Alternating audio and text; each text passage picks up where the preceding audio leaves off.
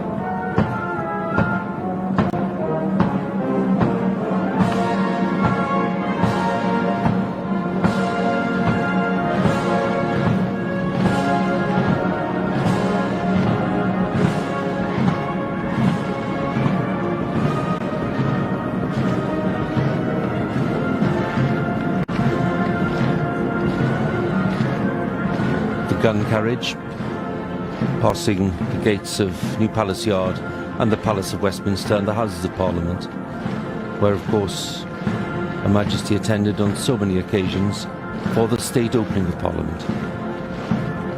And all of this happening under the steady gaze of Sir Winston Churchill, dominating this part of Parliament Square, the Queen's first Prime Minister, the young Queen, who expressed her debt of gratitude to the older man for the guidance that he gave in those first few years of the reign.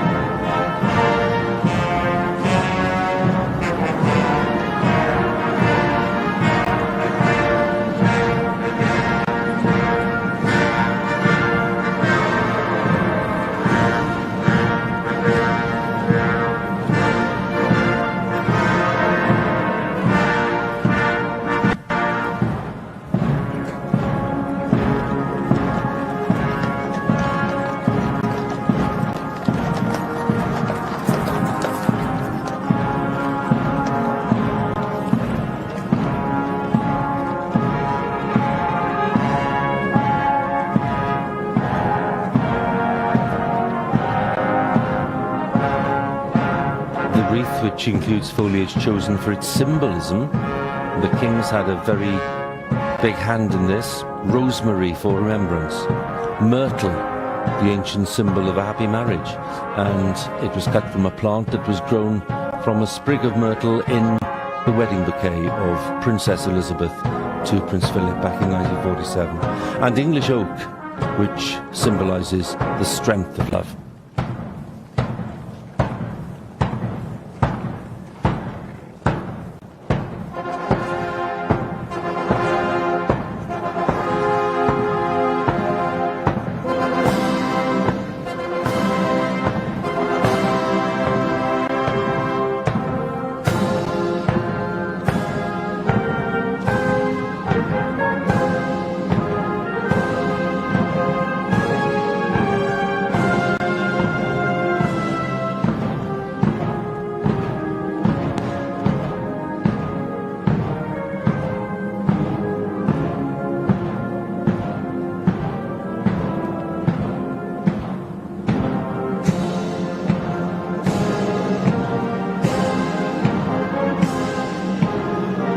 along Whitehall, where the Queen once described her joy when she mingled with the crowds on VE Day in 1945, and where throughout her years as sovereign she led the nation in November on Remembrance Sunday, placing her wreath at the cenotaph and pausing to remember those lost in conflicts in the service of their country.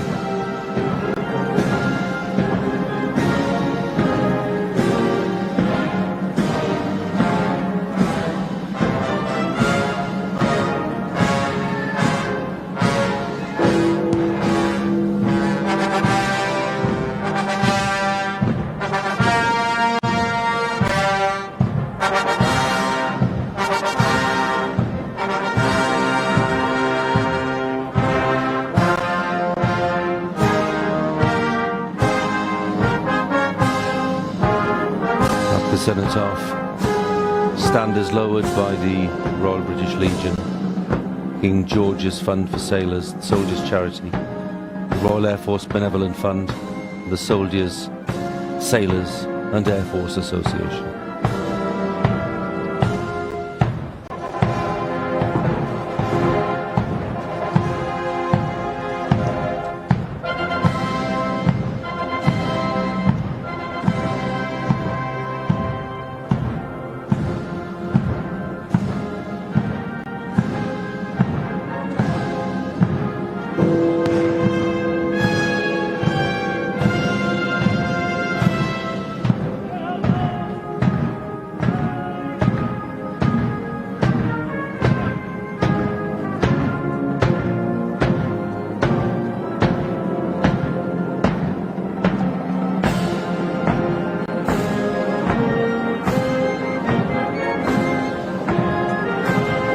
Great solemnity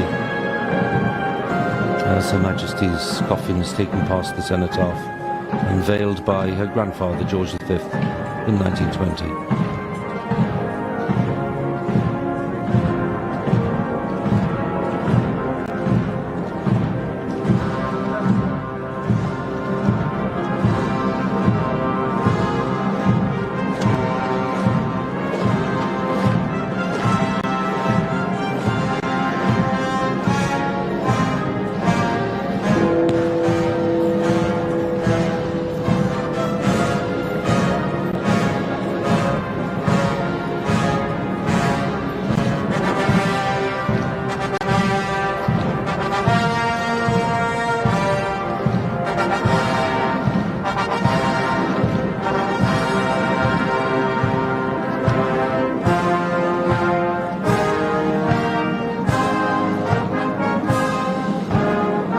Some sense of the building scale of this funeral procession. The head of the procession now away down the Mall towards Buckingham Palace. The procession itself is 1.25 miles long.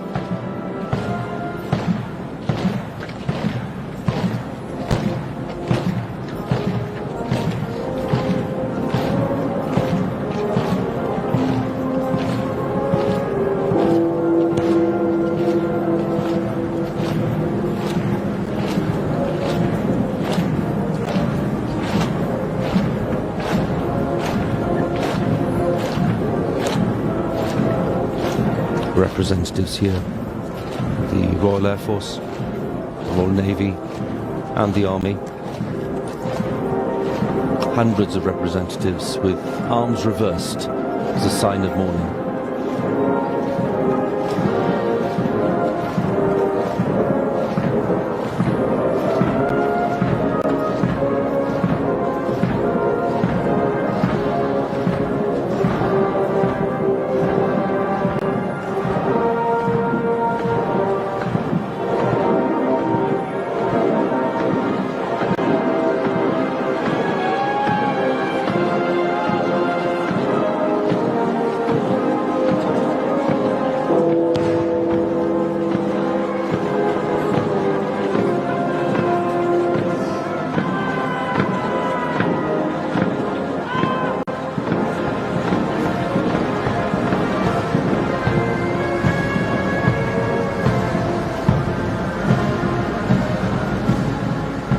Consort and Princess of Wales,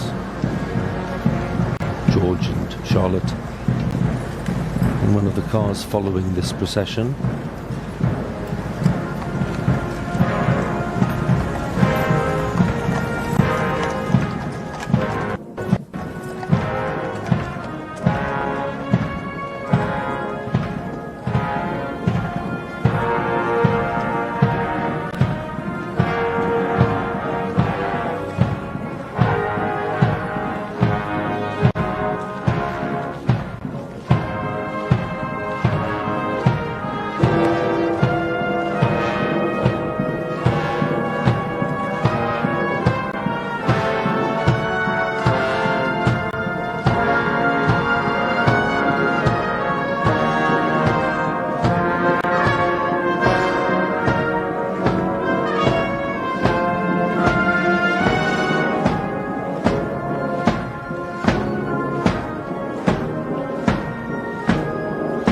What a majestic sight.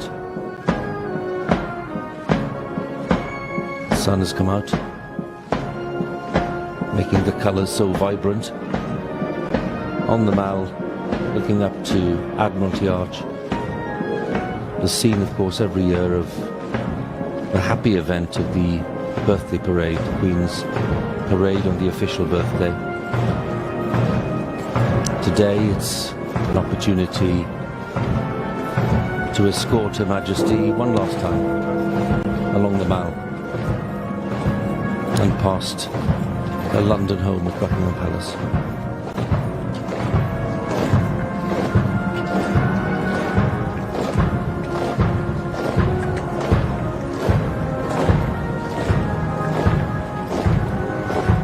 His Majesty the King leading the party of close family members.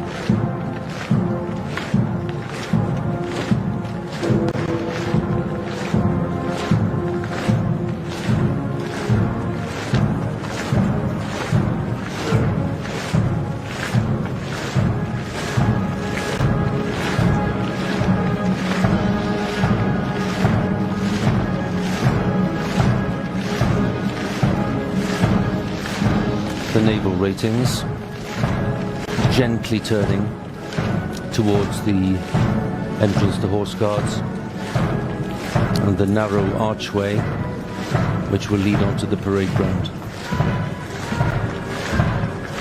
A Royal Company of Archers, one of the groups of Royal Bodyguards.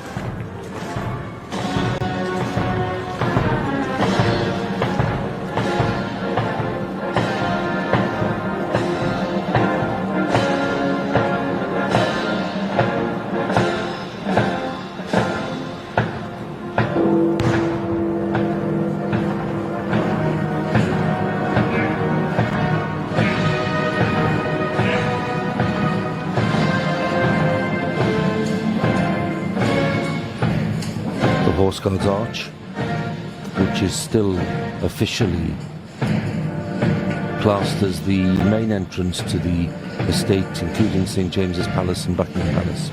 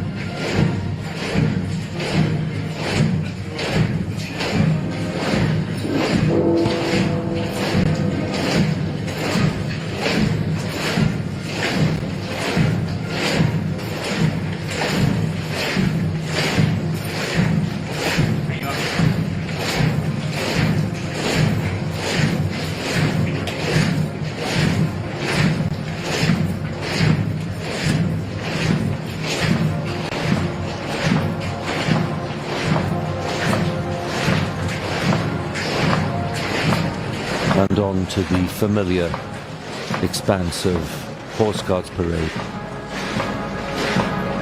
where for decades Her Majesty has attended the birthday parade in early June to mark her official birthday. For many, many years, of course, she would come on horseback. In later times, in a carriage, but devoted to the event itself, and thoroughly enjoyed the music, with an expert eye for detail. And she knew the parade, trooping the colour, better than anyone.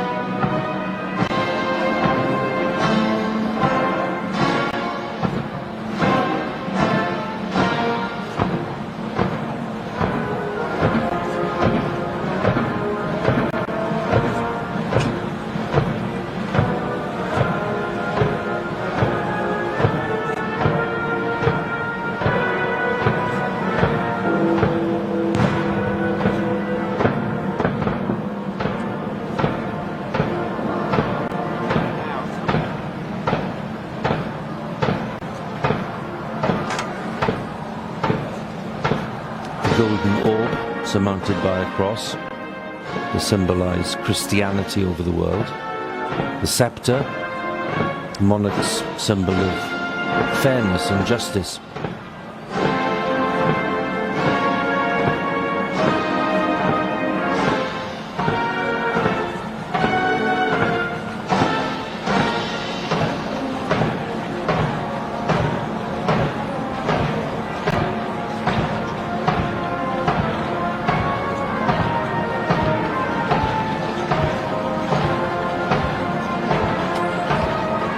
Heading towards the Guards Memorial, and then gently turning to the right to head for the Mall, and that final approach to Buckingham Palace.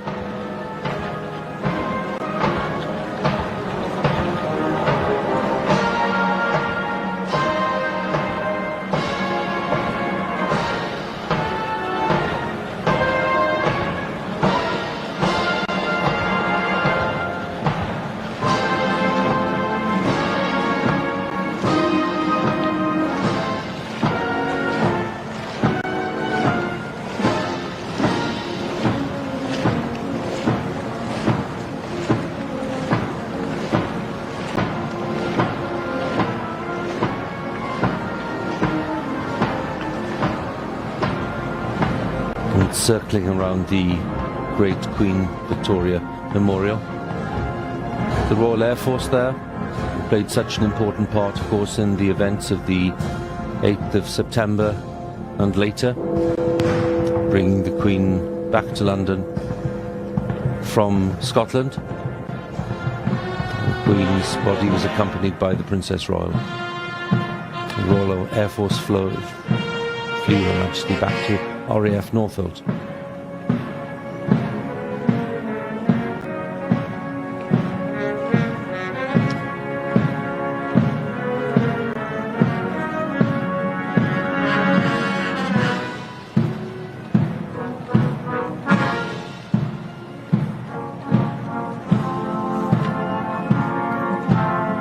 A sight that the late Queen would have been very touched by. That is one of the drum horses. Drums draped in black. This one is called Apollo, one of the latest additions to the Royal Mews, and the state trumpeter.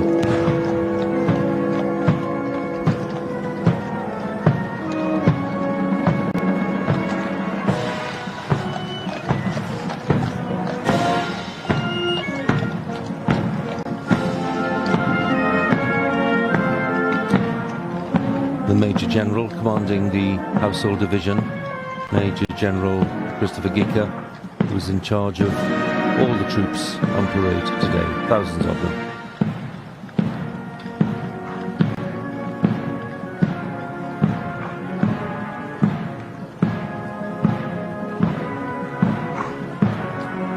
the colourful uniforms of those in the procession behind the Major General.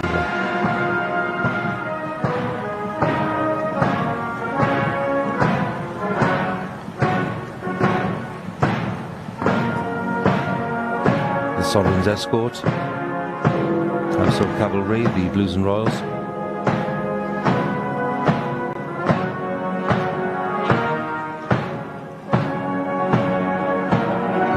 Talked about the colourful uniforms. They are the pursuivants and the heralds and the kings of arms. They're in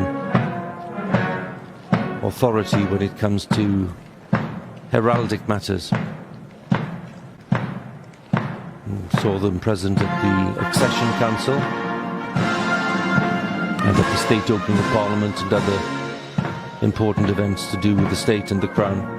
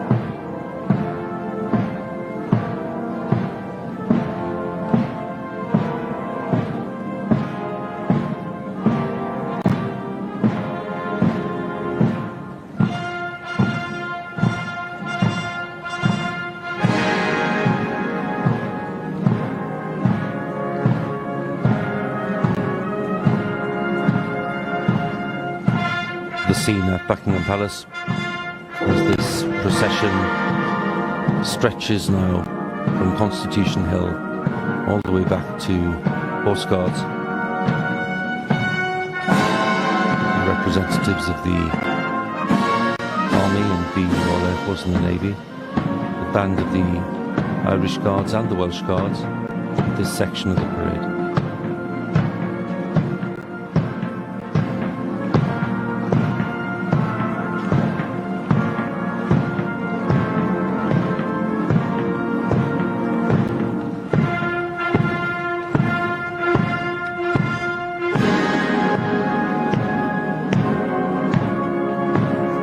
Funeral procession makes its way onto the Mall.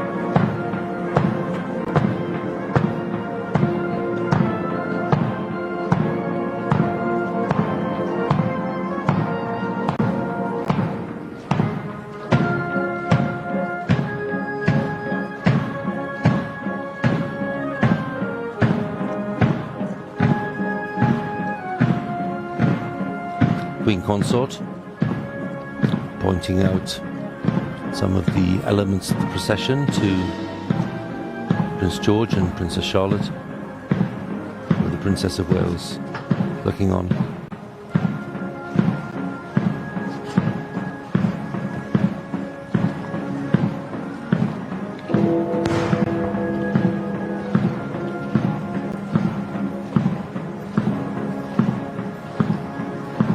There we have the Duchess of Sussex and the Countess of Wessex.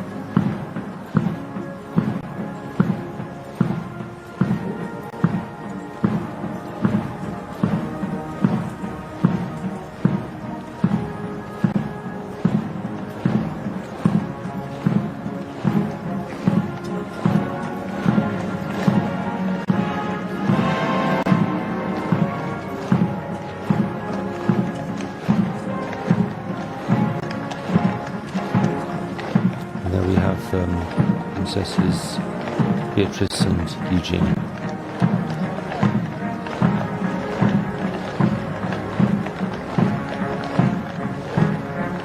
And just at the back of this section, behind the King, we caught a glimpse there we are, of Duke of Sussex, the Princess Royal, and her husband, Vice Admiral Timothy Lawrence, Duke of York, Duke of Gloucester, Peter Phillips.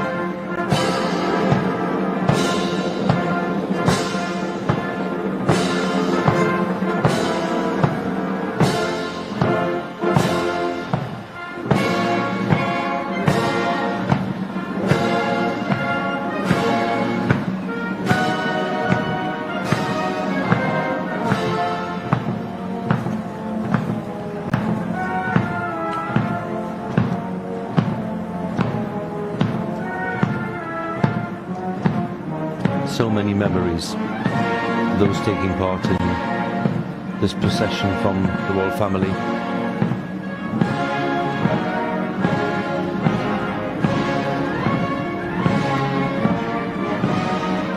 And there we are,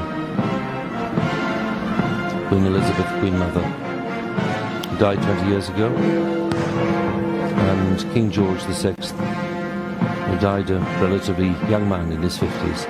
Back in 1952, of course, meaning that the Queen came to the throne at the age of 25.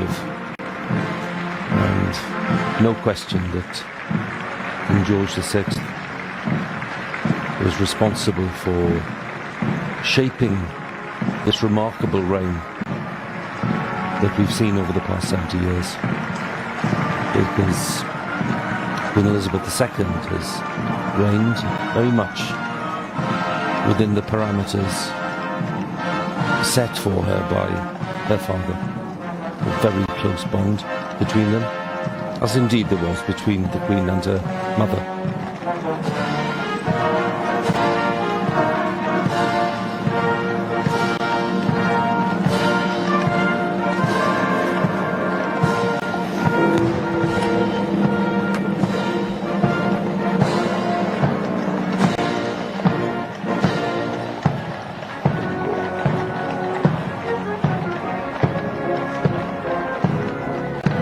Great, rich mix of military heritage before our eyes. The Royal Marines, armed forces from the Commonwealth countries, the Household Cavalry,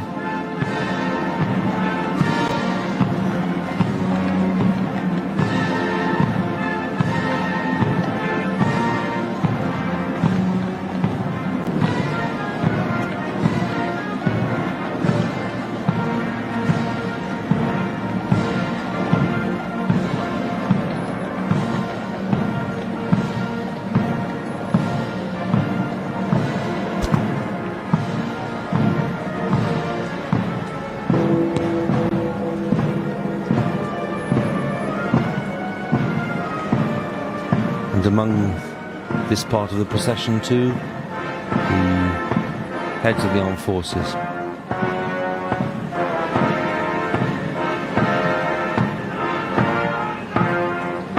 And we spoke this morning to Admiral Tony Radakin, who's head of all the armed forces, and his hope that this procession would be impeccable and a fitting tribute to Her late Majesty, and I don't think anyone would question that.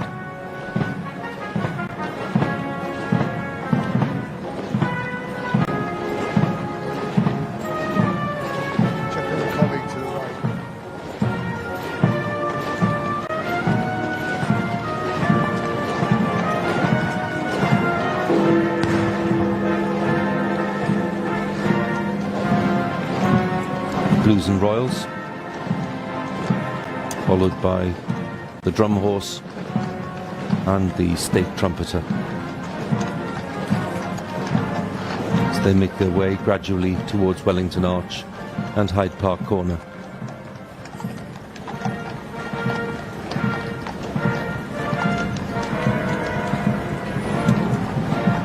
And there we have the Commonwealth Memorial Gates with the flames, as we see the procession making its way towards this part of central London, which is near the gardens of Buckingham Palace, and what is normally a very busy section of Hyde Park Corner. Today it's solemn and silent for this funeral procession for the late Queen.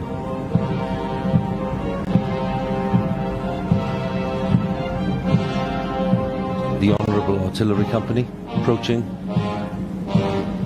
part of the great representation of the British Army in this procession.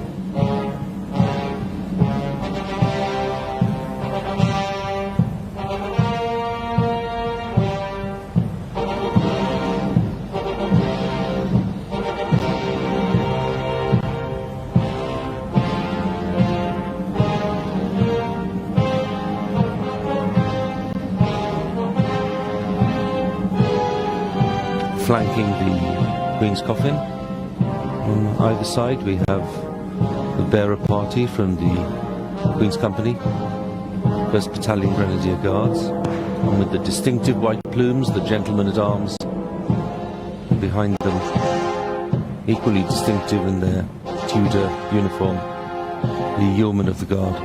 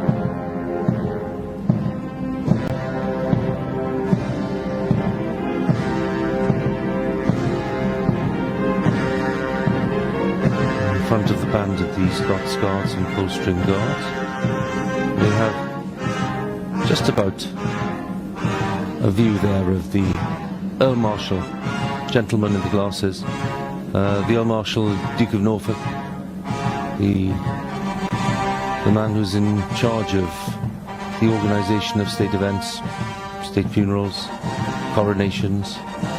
It's a hereditary role. It's the 18th Duke of Norfolk. And he's the one who's shouldered a lot of the responsibility for making sure that this state funeral happens in accordance with Her late Majesty's wishes.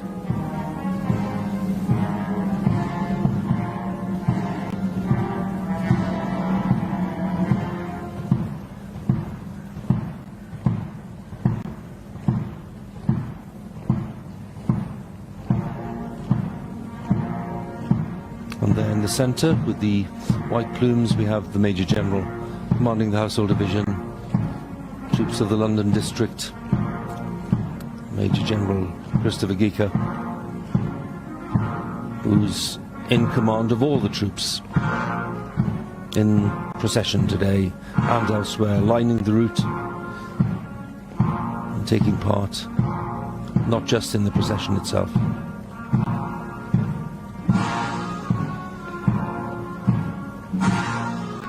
The great funeral marches, so familiar of course, by Mendelssohn and Beethoven and Chopin.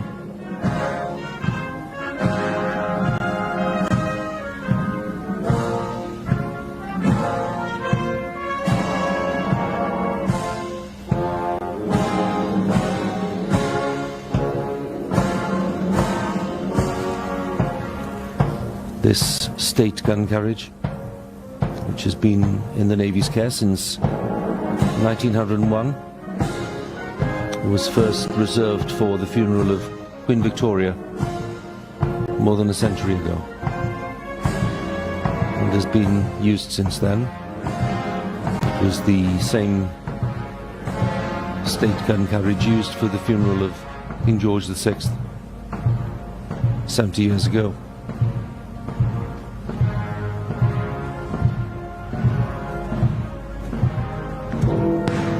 Regiments of foot guards, their distinctive tunics, Welsh, Irish, Scots and Grenadiers, and the Coldstream Guards.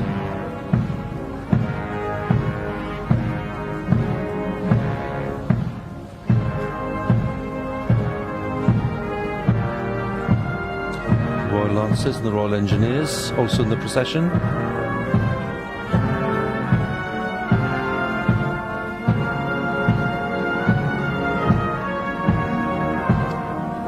This is the scene at Wellington Arch, which stands right in the middle of Hyde Park Corner. The ancient home of the Duke of Wellington nearby, and Wellington Arch named because of that connection. At one stage, the arch was planned as the main entrance to Buckingham Palace, but as with Marble Arch, things were changed at a later date. And this is where we will have a gathering of thousands of members of the armed forces for this final part of the ceremony in London, where the Queen's coffin will be transferred from that gun carriage to the state hearse, which will be waiting to take the Queen home to Windsor.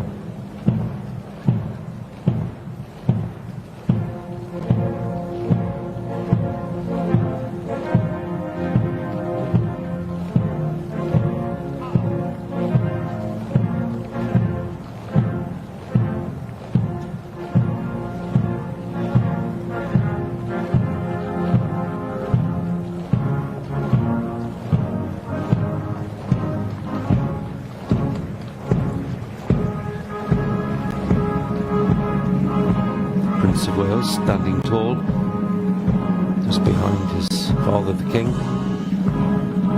and a section of these young naval ratings. The Yeomen of the Guard, an important part of this procession for reasons of tradition, and then the Royal Company of Archers with their magnificent eagle feathers, the King's bodyguard in Scotland.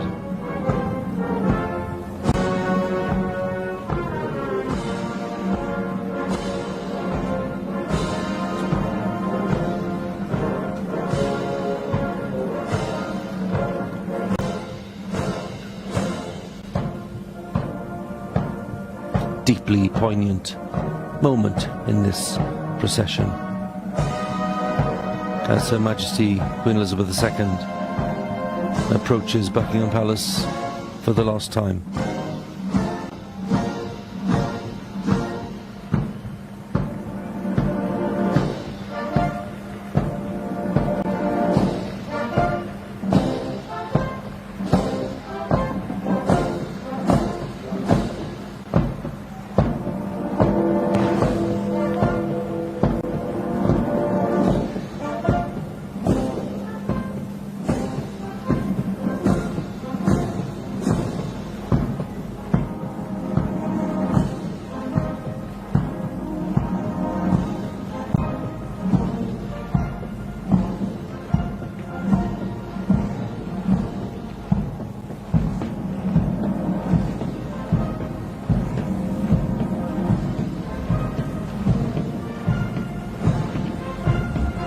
this fine September day with touches of blue in the sky, the London skyline looking glorious in the background. And here we have what is, for the late Queen, a last glimpse of that famous balcony where she appeared on so many occasions, where she stood with her father and mother, King and Queen, at the end of the Second World War, cheered on by the vast crowds who were in the area we can see today.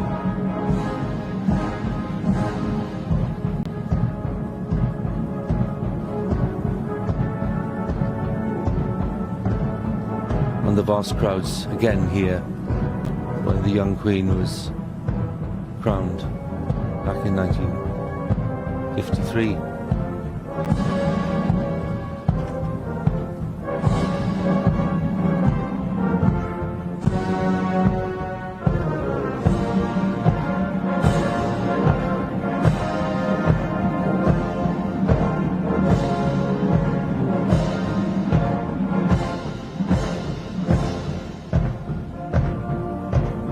Just ahead of the naval ratings were drawing the carriage. Very poignant moment for them because members of the Queen's household, including her private secretary, part of this procession, now passing Buckingham Palace, their place of work, of course, along with Windsor and other royal residences, but Buckingham Palace was always the office. And here we have the staff of the palace.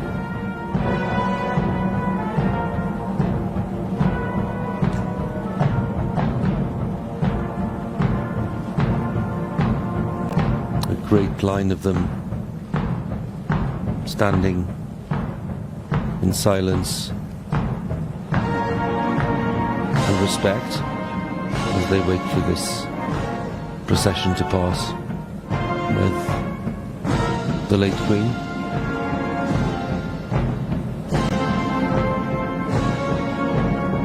And we think here of the four memorable jubilees during the reign.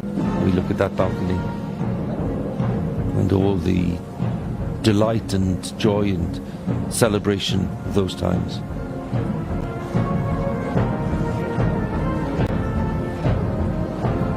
Memories, of course, shared by the royal family and all of the royal household in today's procession, and millions watching wherever they're watching around the world will remember those occasions with equal joy.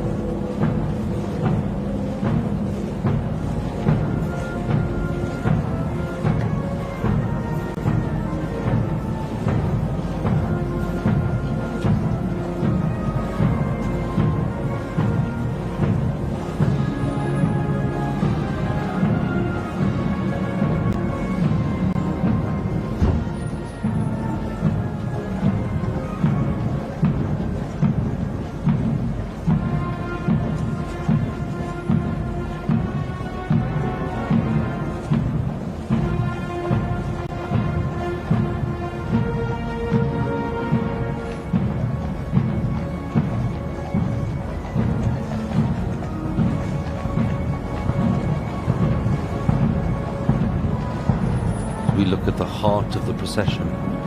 We mentioned the royal bodyguards and the bearer party. Also there are the service equerries who have been part of the Queen's service.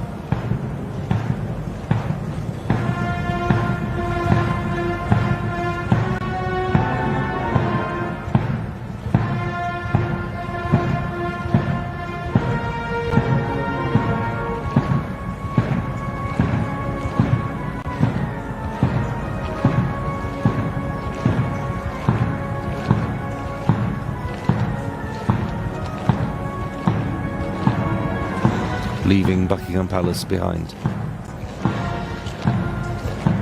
and slowly advancing towards Hyde Park Corner and that transfer in readiness for the journey to Windsor, the journey by road. In contrast to the events of 70 years ago, King George VI was taken in procession from Westminster Hall to Paddington Station. There was no service at Westminster Abbey. The service in full was at St George's Chapel, Windsor. And King George made the journey from London to Windsor by train, on the Royal train.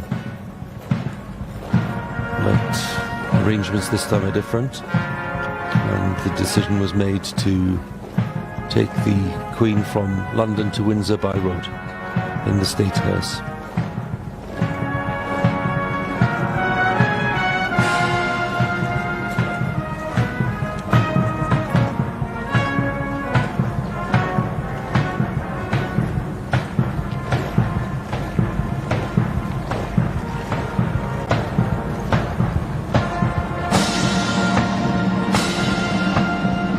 Procession passing just on the left there, the great gardens of Buckingham Palace, where so many of those garden parties took place over the years, thousands of them,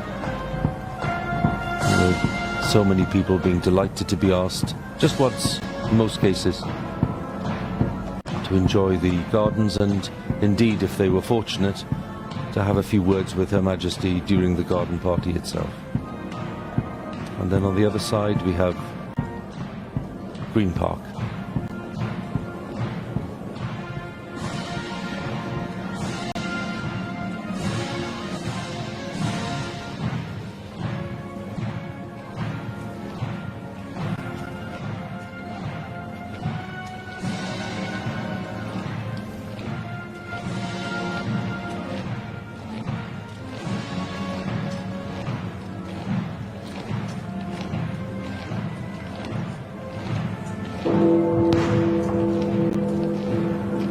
Members of Her Majesty's household taking their part proudly in the procession.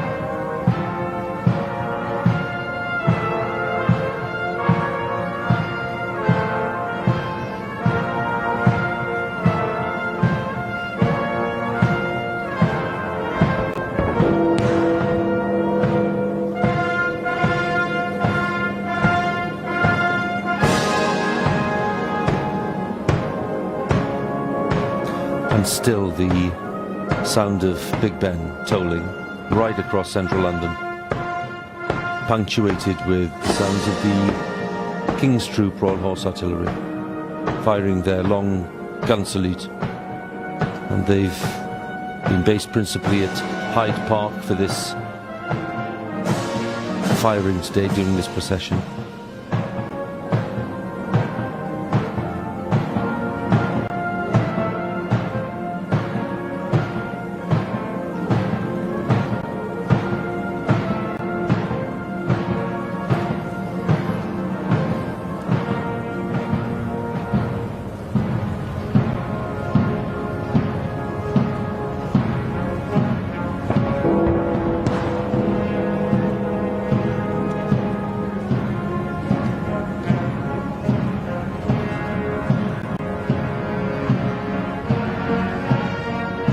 That was at Hyde Park.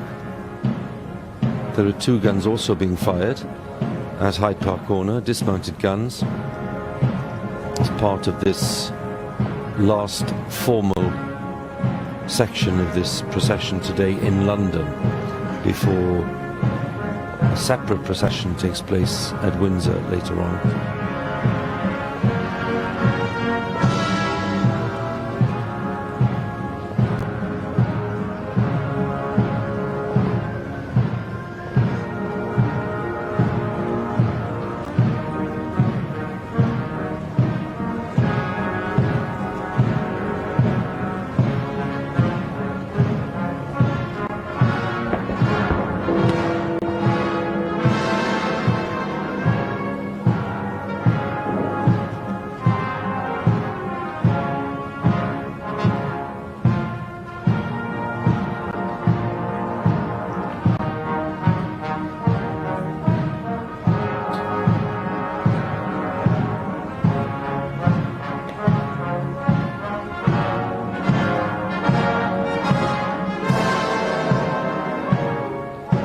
lining the route, in this part Royal Air Force.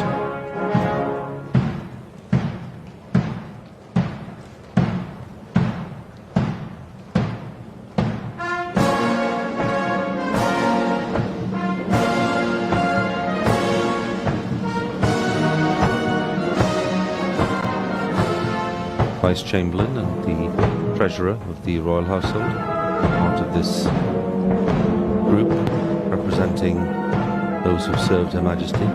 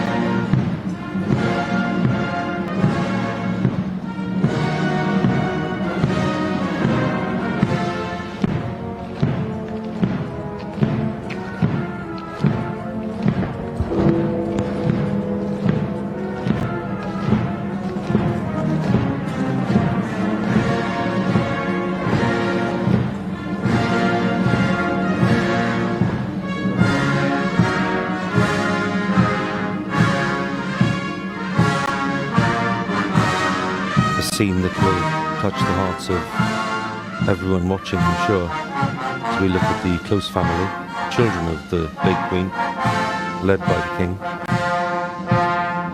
grandchildren, as they know full well that within minutes it will be the moment for the late Queen to leave London and to head back home to Windsor. London, of course, the city of the Queen's birth. And we are just a matter of a few yards away here from the Queen's childhood home on Piccadilly. And not too far either from her birthplace in Mayfair.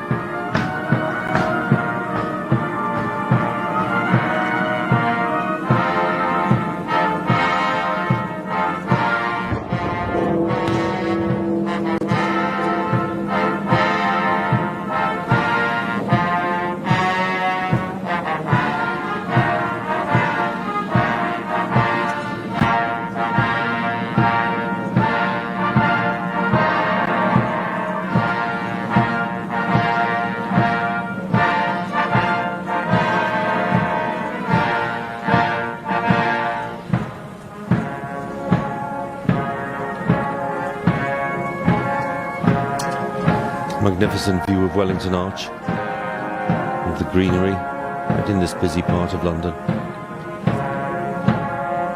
And all the armed forces formed up for this final ceremony. Carriage will be taken under the arch, and from there the transfer to the state hearse will take place.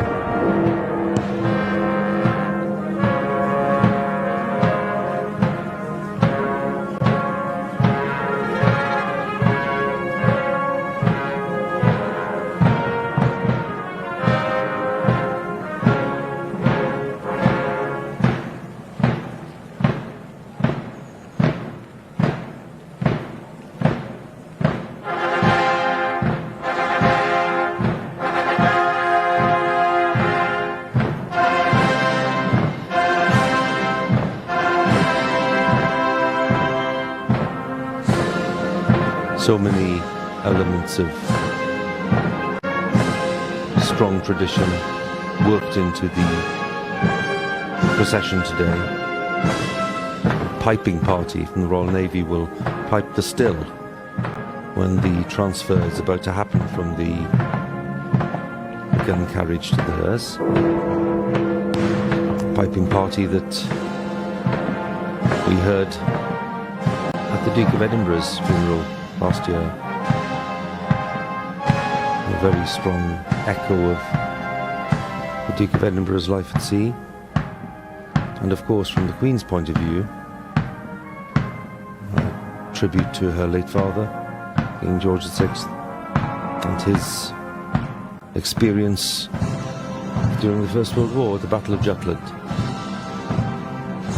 A very challenging experience at sea. And of course the Duke of Edinburgh himself with his wartime service in the Second World War.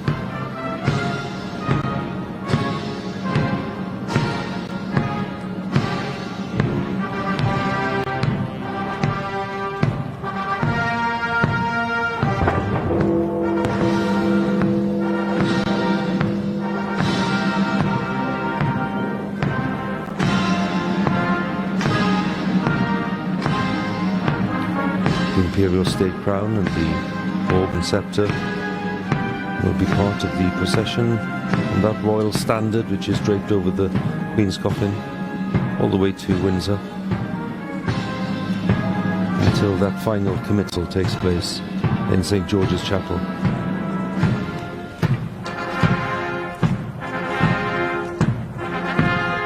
And when those emblems of Her Majesty's authority will be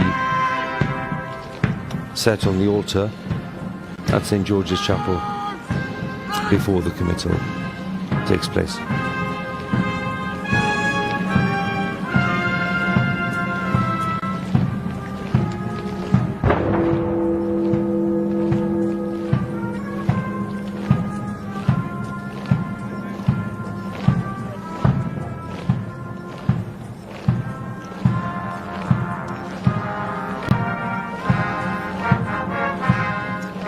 Under the arch they go. Her Majesty's coffin on that carriage to be sheltered under that arch. The transfer will take place.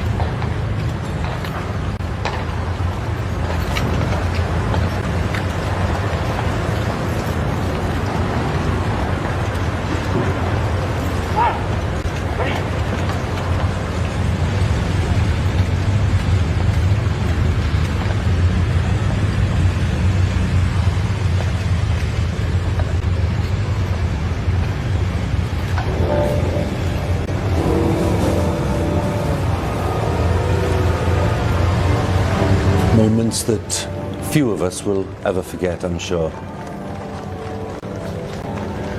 National anthem played as Her late Majesty was taken from Wellington Arch and is now on the way to Windsor after a very moving service at the Abbey and some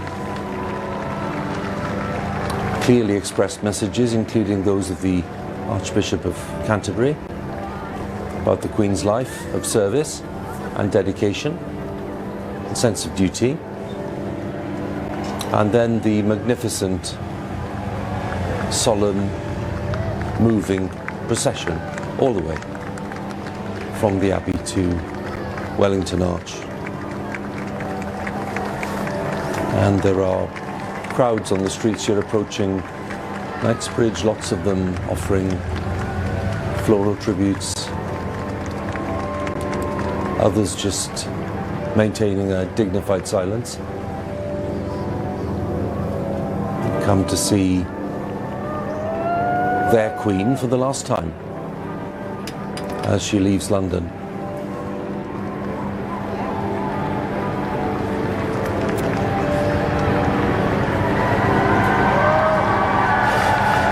Katie Nicholl and Robert Hardman are still with me here in the studio looking at these scenes and have been watching the procession and the service before that.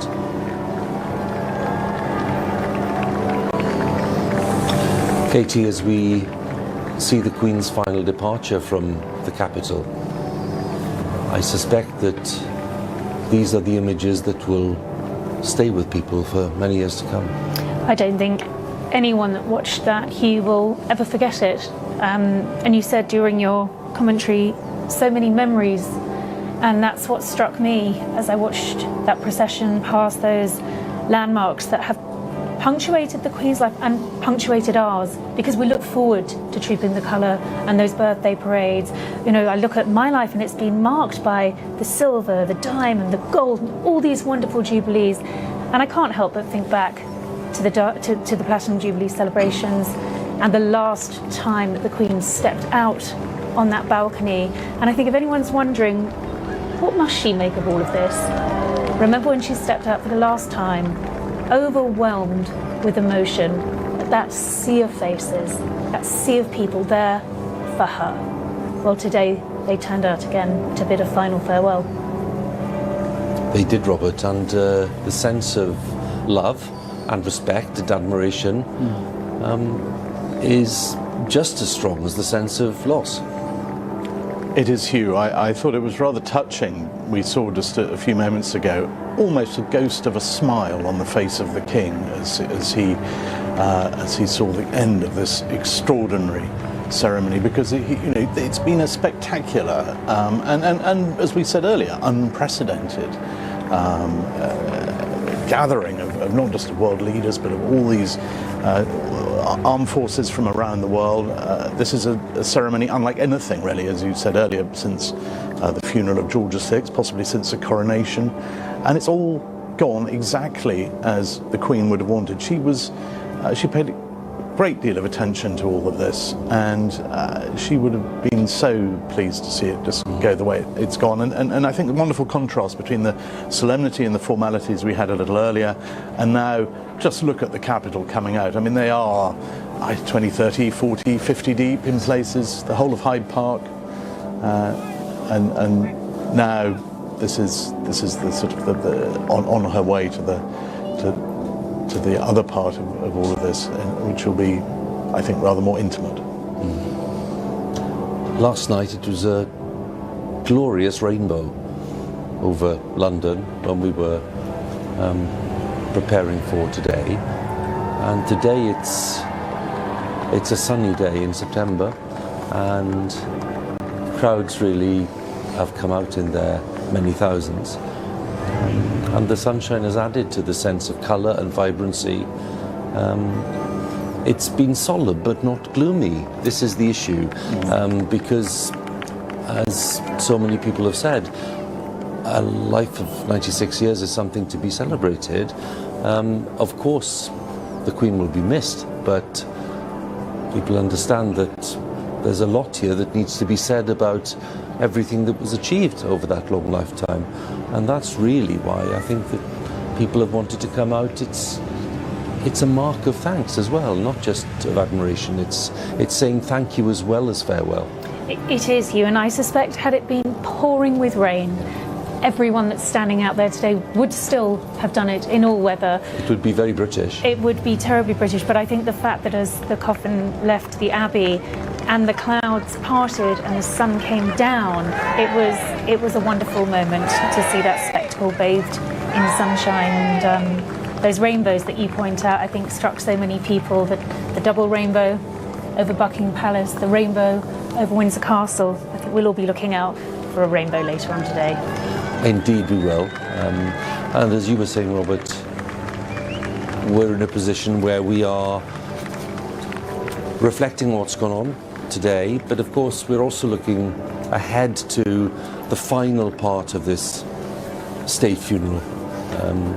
And these people are clearly out to say goodbye and thank you for all you've done. They are, and here we see Her late Majesty coming past the memorial to Prince Albert, that extraordinary memorial, 150 years old this year, the Albert Memorial, which Queen Victoria spent so much love on. I mean, it makes you think, what on earth are we going to put up to commemorate this extraordinary monarch who is leaving the capital for the last time? But everything about today, there was a sort of timelessness to it. I thought that you saw all the troops massing in front of Wellington's old house at Hyde Park Corner. It sort of could have been the 19th century. I mean, and yet we have all these sort of modern aspects to it. It's been a brilliant blend of ancient and modern today, and there is 21st century Britain saluting really one of the greats.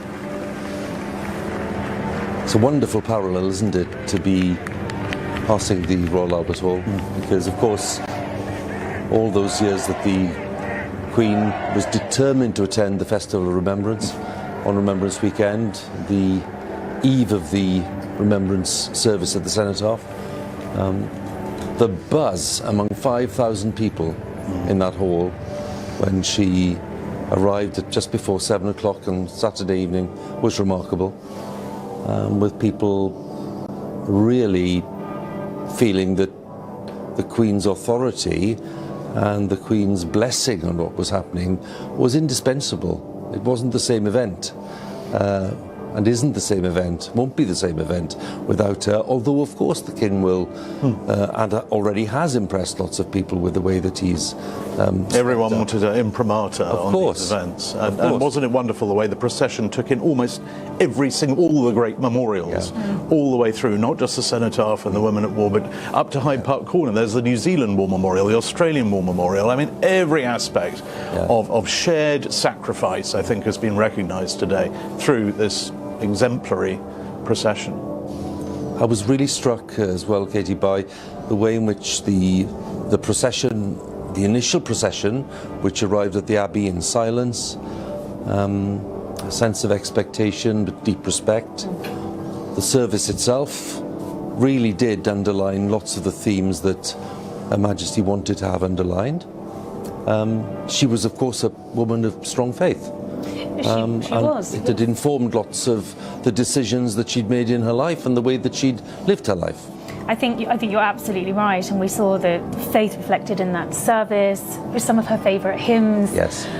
readings that date back to the coronation. There was everything had been so carefully considered and thought out, and punctuated with the most important things in her life: her faith, the armed forces, her family, her people. It's all there, and I think also that sense that yes, we have lost something very, very special to all of us. This is a testimony to that. But in all of this, as Robert says, the tradition and the history and the landmarks and everything that's wrapped into this is the promise of the new. It's the continuity. We've seen that in the past 11 days, extraordinary days, and how the new king has been welcomed. But we saw that in the procession with Prince George and Princess Charlotte. Yes. That promise of the future, that promise of what's next to come. And I think that's reassuring, particularly at the moment. Yes. The presence of Princess Charlotte there, a reminder of some of the extraordinary changes that the late Queen made during her reign. I mean, it was only in 2011 she changed hundreds, thousands of years of male primogeniture, so that, you know, the line of succession has changed. All these little, that's so much. I mean, when historians look back on this reign, they'll see so many small ways in which, very quietly but very firmly, she completely transformed this institution. And I also love the way today that the procession, it wasn't just about recognising her. I mean, obviously clearly it was, but in her way, when she organised it, she wanted to recognise others. I thought the way in which she placed the Victoria Cross and the George Cross holders right at the front of that procession, for example, that was so her. You know, the George Cross, the great decoration invented by her father at the height of the war. You know, all these little things. There's a lot of nods, I think, to her parents in that event. And to the Commonwealth, the Mounties. I mean, it was all there, down to the NHS workers and everyone that helped us through the pandemic. Most recent recipients of the George Cross, of course, the NHS. Last word then from us before we go to our colleagues at Windsor for the next phase of the day. And Katie, you first of all. It's impossible to start really assessing neatly and credibly this remarkable reign so early on. Distinguished authors both, it's a challenge to do something like that. Do you feel that today will have helped people maybe turn the page, to just realise that great change is happening? Yes. And that they can take that on board? Is today the day when people will be helped in that direction? I think so. I think this is the moment that completes 11 extraordinary days, and you could plan and rehearse and dress rehearse and do it all over again. You couldn't predict how the public were going to respond, what the mood would be. It's been phenomenal, but this is closure today, and I think back to what the Queen said in her very first broadcast when she was a little girl during the Blitz: all will be well, because it will. Robert, is today the day when that happens? Because it's been 10 days of people really trying to come to terms with such a momentous change in public life and in personal lives. I think what we've seen today, we have seen the embodiment of greatness from the world leaders gathered to what we're seeing now, an entire nation coming out. This is greatness in our time, and that greatness is really down to this extraordinary monarch, her life shaped by three people in particular: her father, her darling father, her beloved mother, and of course her beloved Philip. And I just think it is so powerful that here she is, she's on her way, and after all this grandeur and greatness, tonight she'll be reunited with them for eternity. Well, we are looking at the progress of the procession of the State Hearse to Windsor, to the royal town of Windsor, where the final committal will take place a little later this afternoon, and our coverage continues. We will be following the journey, Queen's last journey out of London, to her home at Windsor Castle, and then we'll be following the new procession that will take place at Windsor, and of course the service at St George's Chapel. And as we look at the vehicles making their way, and the State Hearse in particular, we can see the bright colours of the Royal Standard and the crown and the orb and sceptre, telling everyone along the way that this is Her Majesty Queen Elizabeth II, a Christian of conviction who more than anyone understood the message of the preacher, which is that there is a time and season to all things, a time to be born and a time to die. Queen understood that as part of the natural rhythm of life and the natural transition of the great constitution that she's upheld over many, many years. She's returning home to Windsor. Let's join Kirsty Young.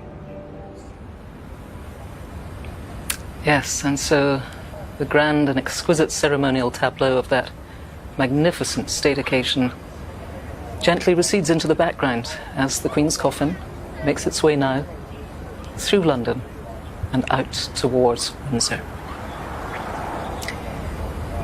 Welcome to the splendour of Windsor Castle, the near 1,000-year-old home of royalty and the backdrop to many great battles and grand banquets. But today sees maybe its most momentous event, the burial of our longest reigning monarch, Queen Elizabeth II. The Queen will this afternoon finally be laid to rest in St George's Chapel alongside her beloved parents, sister and husband. So many days of grand public ceremony will come to an intimate ending as Her Majesty passes into history. We'll see the Queen's coffin making its journey towards Windsor and the committal service, which will be attended by the King, the rest of the royal family, and also Her Majesty's closest friends. Windsor Castle is certainly exquisitely grand and imposing, but it's also a place where the Queen, well then of course a little princess, played as a toddler on the lawn, found safety as a teenager during the Blitz, rode her ponies, nursed her children, walked her dogs. Having left her cherished home in the Scottish Highlands 11 days ago, today she will come to rest for eternity in the home that was so important it gave name to her family. Well, the town of Windsor is, of course, a major tourist destination.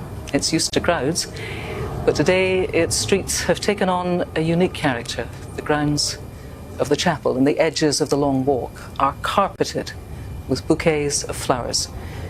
And the thousands of visitors, some local and many more from far-flung corners of the globe, are quietly positioning themselves to take one last look at Her Majesty's coffin.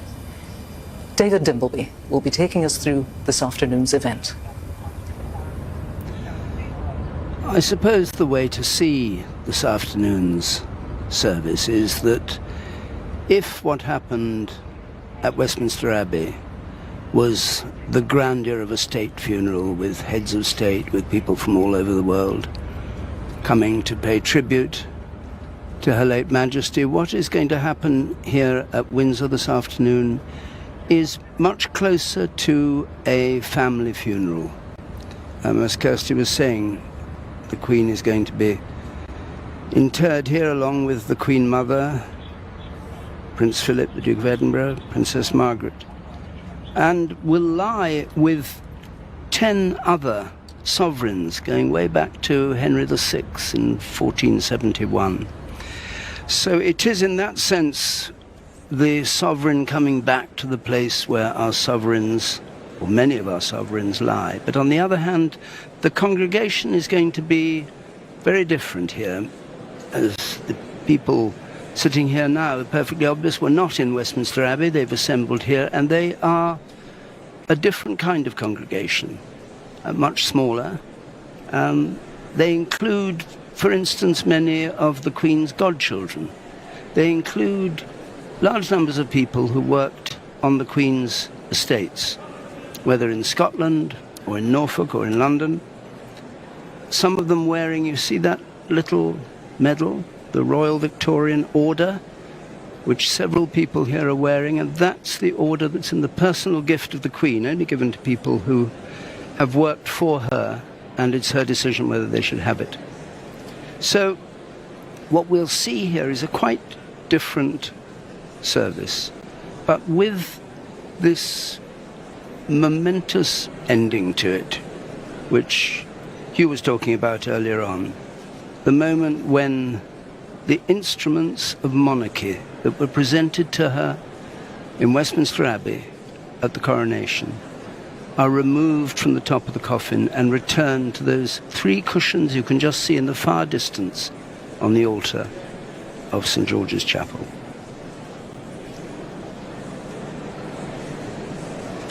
The banners, of course, here are of the Royal Order of the Garter, hanging splendidly all the way down.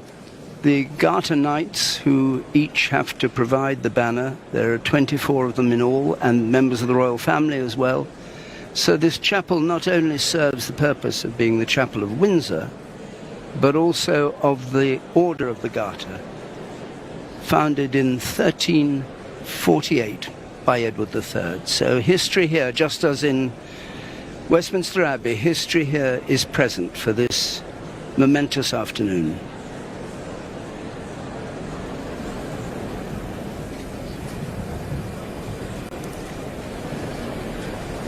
Well, I'm joined now in our studio by the very well-known face, the gardener and broadcaster Alan Titchmarsh. Thank you very much for taking the time, especially since this is a personal day for you too, because you knew the Queen, you met her on very many occasions. What are your thoughts today as you've watched, as we've all watched, almost spellbound by some of those images? I've been so moved, Kirsty, by the fact that we've all come together, as she said we would, and we must. And there's been this enormous sense of togetherness created for us by our late Majesty, the Queen. And the fact that the streets were so lined, that Westminster Abbey was full of the great and the good, but we were there too, in spirit and in many thousands in person. And she has pulled us all together over the years, and I've felt also an enormous sense of continuity. We all thought, oh my goodness me, what will happen when the Queen goes? The Queen has gone, and yet we're still here. She would have wanted us to be. We now have a king who has taken up the reins seamlessly, spoken beautifully right the way through, and I feel safe. I feel as though we have all come together to say we're all right, you know, it will be okay. She gave us 70 years on the throne. We've learned from her. We will not disappoint her. We will carry on, we will be positive, and we will remember her with enormous fondness and respect. I was wondering what you were making of, to me, although of course a state occasion, and indeed there will never be a grander one than that, but I was looking at the wreath on the coffin, so full of colour.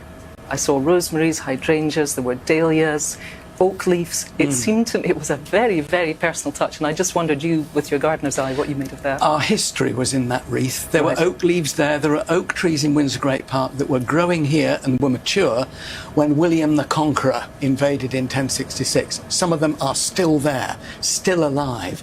And it's Hearts of Oak, isn't it, that famous military song? The oak leaves, rosemary, as you say, for remembrance, English roses. And the Prince of Wales, as you know, as I know, is a great gardener. And it was his wreath there, his message on there to his mother, who was also a keener gardener than most people would realise. I didn't know that. I didn't know she loved small flowers. Lily of the Valley was her favourite flower. She loved primroses. They're sort of humble flowers in a way, rather like Queen Alexandra, who was Edward VII's queen. She liked what she called her poor little flowers, really small little flowers. And it was a great reminder that one of the lasting great legacies from the Queen was the Queen's green canopy. Yes. That carries on. It is a small consolation to me that the first words my sovereign ever spoke to me in 1985 at the Chelsea Flower Show, when I did a cottage garden, she said to me, first time she'd ever spoken, I'd ever met her, she said, "Your onions are very small." And she must have seen I was crestfallen. She went on to say, "I like them small. When they're large, they taste of nothing at all." She's quite right. Bracingly frank. Then what about what she gave you your MBE when you got She your MBE? did. And people always say, well, I don't really talk about what she said. Well, maybe now, maybe today is the day to talk about what she said. Well, what was the conversation? Well, I'd had the great joy. It was 2000. It was the millennium, New Year on us. I'd been given the MBE.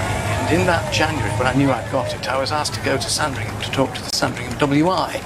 Only about 25 members and the Queen in the front row. And I remember standing up to address this AGM. The Queen was right in front of me. And I said, "Oh, man, we're awfully close, aren't we?" And so she took over the table, the trestle table. And she said, "Yes, you pull, I'll push." And we moved it. And then I had a lovely time. You know, when you can make the Queen laugh, or when you could make the Queen laugh, and she threw her head back, it was genuine laughter and the smile that we all know. And then when I came to my investiture in June, I thought, well, I wonder if she'll say anything about it. And I went up and went to my bow, and she said, "Are you busy?" And I thought, I was a bit disappointed, you know, it was a bit general, but I thought, no, she sees a lot of people, she can't remember everything. And I told her what I was doing, television, writing. And at the end, the hand came out, and as she shook my hand, she said, "Well," she said, "you give a lot of ladies a lot of pleasure." She never did. Well, I didn't really realise until somebody came say what to me. So what did she say? And I said, she said, "What?"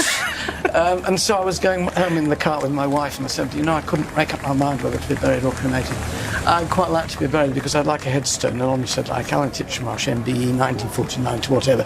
He gave a lot of ladies a lot of pleasure, Elizabeth R. Well, she Forgive wasn't me, wrong, ma'am. was she, Alan? No. Extraordinarily, you saw, as he was then, Prince Charles, the night before he was about to become king. A normal night, a special night. It must have presumably been a special night. Prince Charles was there. It was at Dumfries House, up in Ayrshire, and I've been an ambassador for the Prince's Trust and Prince's Countryside Fund for a long time.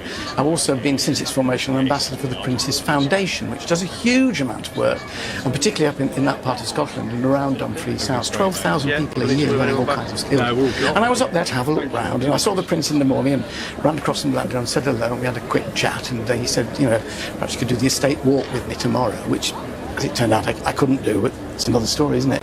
But we had a dinner in the evening, and it was about 50 people there, so it was quite intimate.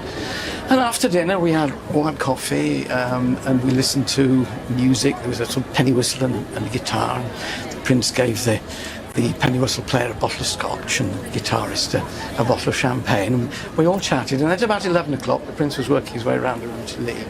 And I happened to be standing by the door, and he shook my hand. He said, "Come for tea sometime." And I said, "Love to." I've known him for a long time. And off he went to bed, and off I went to bed, and I got an early flight in the morning. When I got home, I realised that I'd said goodnight to the King on his last night as Prince of Wales. He had no inkling that night before that anything was untoward. We're looking at pictures now of the Queen's coffin making its way, as I said, towards Windsor, and we can see there isn't a gap, really. People have come out from their homes, their places of work, if they happen to be working today on this bank holiday, and they are very much making their presence felt. And I think, well, we saw how deep the crowds were in central London. It's no surprise. It's no surprise at all. It's wonderful that people want to be there, as all those hundreds of thousands who filed through Westminster Hall just wanted to be there, to pay their respects, to say thank you. It's a celebration of a life, as well as a mourning of a passing of a very, very important person to all of us. Alan Titchmarsh, thank you very much for sharing your wonderful memories and your thoughts on such an important day. Thank you. People are gathering on the long walk. Anita Rani is there for us. I was here last night, Kirsty, and a few people were gathering to bag their spots, to spend their night under the stars to make sure that they got a good position. And what a difference now. The crowds have amassed, all here with one common goal: to witness a moment in history, to watch the procession of Her Majesty the Queen's coffin make the final part of its journey along the Long Walk through to Windsor Castle via the Cambridge Gate, which is behind me. The crowds have come well prepared. They've come with picnics and blankets and chairs, and they've been watching the funeral service on screens that have been erected along the Long Walk. And during the service, it was pin drop silence. And then everybody rose to their feet during the national anthem. The atmosphere here is calm, it's contemplative, it's reflected, it's very peaceful. And the weather gods are smiling on us today. It was warm and overcast this morning, and now the sun has come out. And the people here are from all over the country, all walks of life, young and old, and locals from Windsor as well. Some of them who were lucky enough to meet the Queen, who was very much their neighbour, and I'll be hearing their stories a little bit later. With me now, watching events unfold today, is the very eminent historian, Sir David Cannadine. We're very happy to have you here. Why Windsor? Why does it end here for Queen Elizabeth II? It ends here because Windsor is the oldest residence, royal residence of the royal family, going back to Norman times. And more recently, and there's a long perspective here, it's the place where all British monarchs have been buried since George III. Most of them, not all of them, in the chapel here, but all of them within the wider curtilage of Windsor. So it is the place where monarchs finally come to rest, and in the sequence of monarchs, it's now Queen Elizabeth's turn. Can we draw any conclusions from the fact, I think people very often when they visit Windsor, when they think of Windsor, they think of Queen Victoria, they see the wonderful statue that's in the centre of Windsor, and of course the mausoleum is here, this grand mausoleum that was built near Frogmore Cottage. Yes, yeah. Near Frogmore. Our longest serving monarch of 70 years doesn't seem to be doing anything that is quite as much of a statement as that. She will be laid to rest in the very intimate privacy of the family crypt.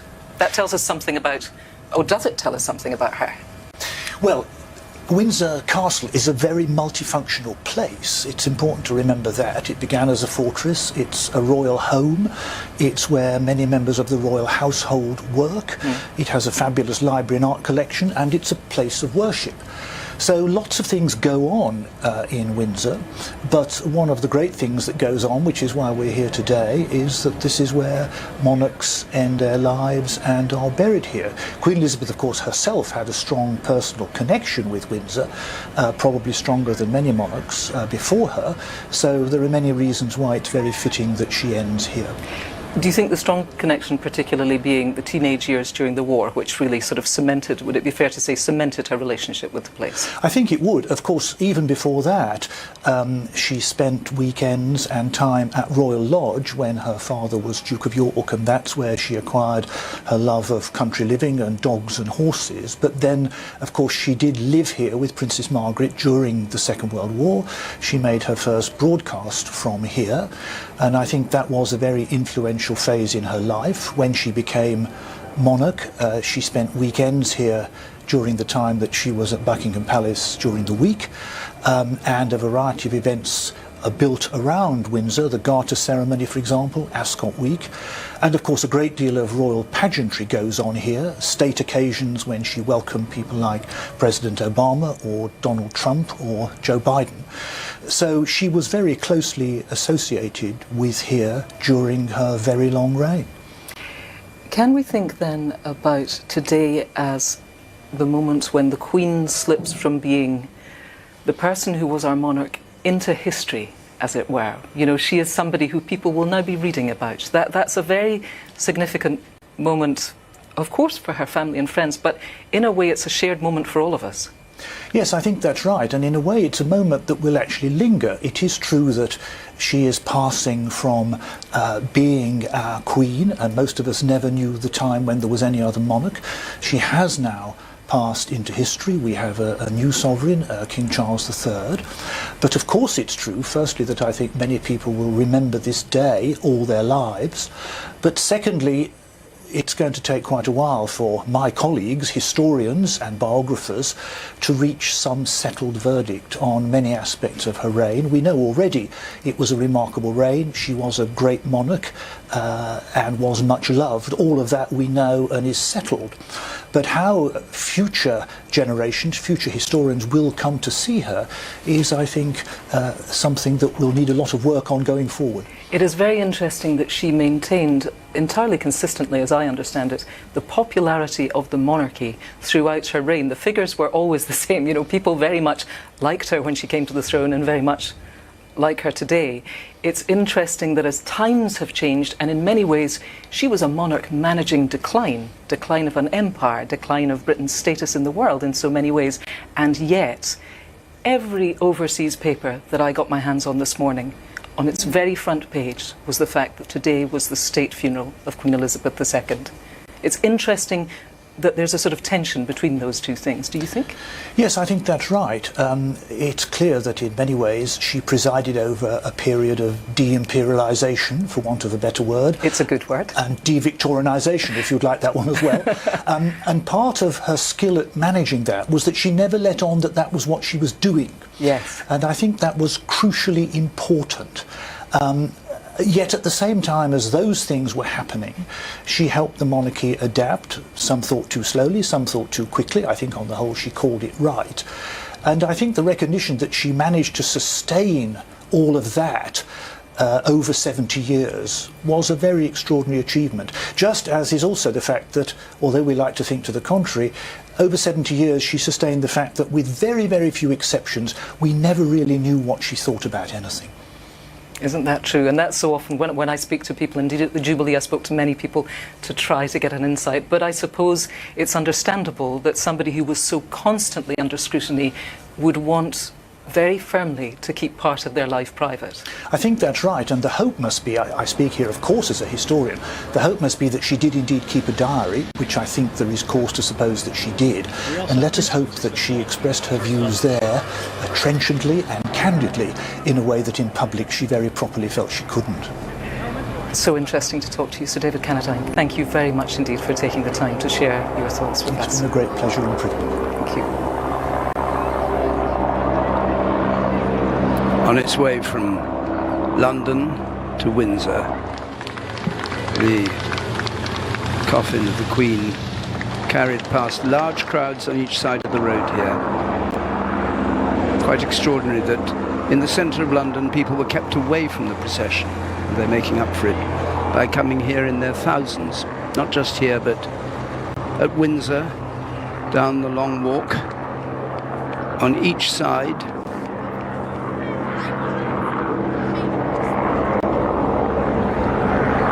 This is the road that runs right the way down from the castle to a statue in the far distance. You can just see on the skyline of George III.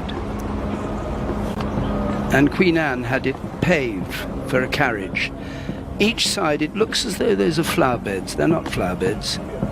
They're flowers that have been laid by the gardeners of Windsor, that have been brought here by thousands of people over the last few days. They've been coming up the hill to the castle, each carrying just a small bouquet, obeying orders, not having it wrapped in cellophane or anything like that, and placing them here, and then the gardeners putting them into a pattern so they look like a planted garden, with sunflowers particularly strong for this time of year. The gates at the bottom are the Cambridge Gate, and this part is private, and this is where the coffin will be brought up towards the castle itself. And when it reaches the top, the Queen, the King and other members of the royal family will join the coffin of the Queen and accompany it from the top of the castle, from the round tower, where the Royal Standard's now flying, not at half-mast. The Royal Standard never flies at half-mast. It's being hoisted to the top of the flagpole to show that King Charles has just arrived. It was at half-mast when it was the Union flag before, but it stays there while the King is present. And so they will walk down through to what's called the Lower Ward, to St George's Chapel itself, where the service will take place. And as they come up that long walk, you'll hear a minute gun firing, just as it was in London. The Royal Horse Artillery firing a gun every minute, and 5 seconds after the gun fires, 2 bells ring. One from the chapel itself, just below the chapel, and the other a famous bell called the Sebastopol bell, was captured in the Crimean War and only rings for moments like this. It last rang in 2002 for the death of the Queen Mother, and it rang again this week for the death of Her Majesty the Queen. So the route liners are in place. We're waiting now for the arrival of the coffin, and there will be a long procession past those thousands we saw on the Long Walk.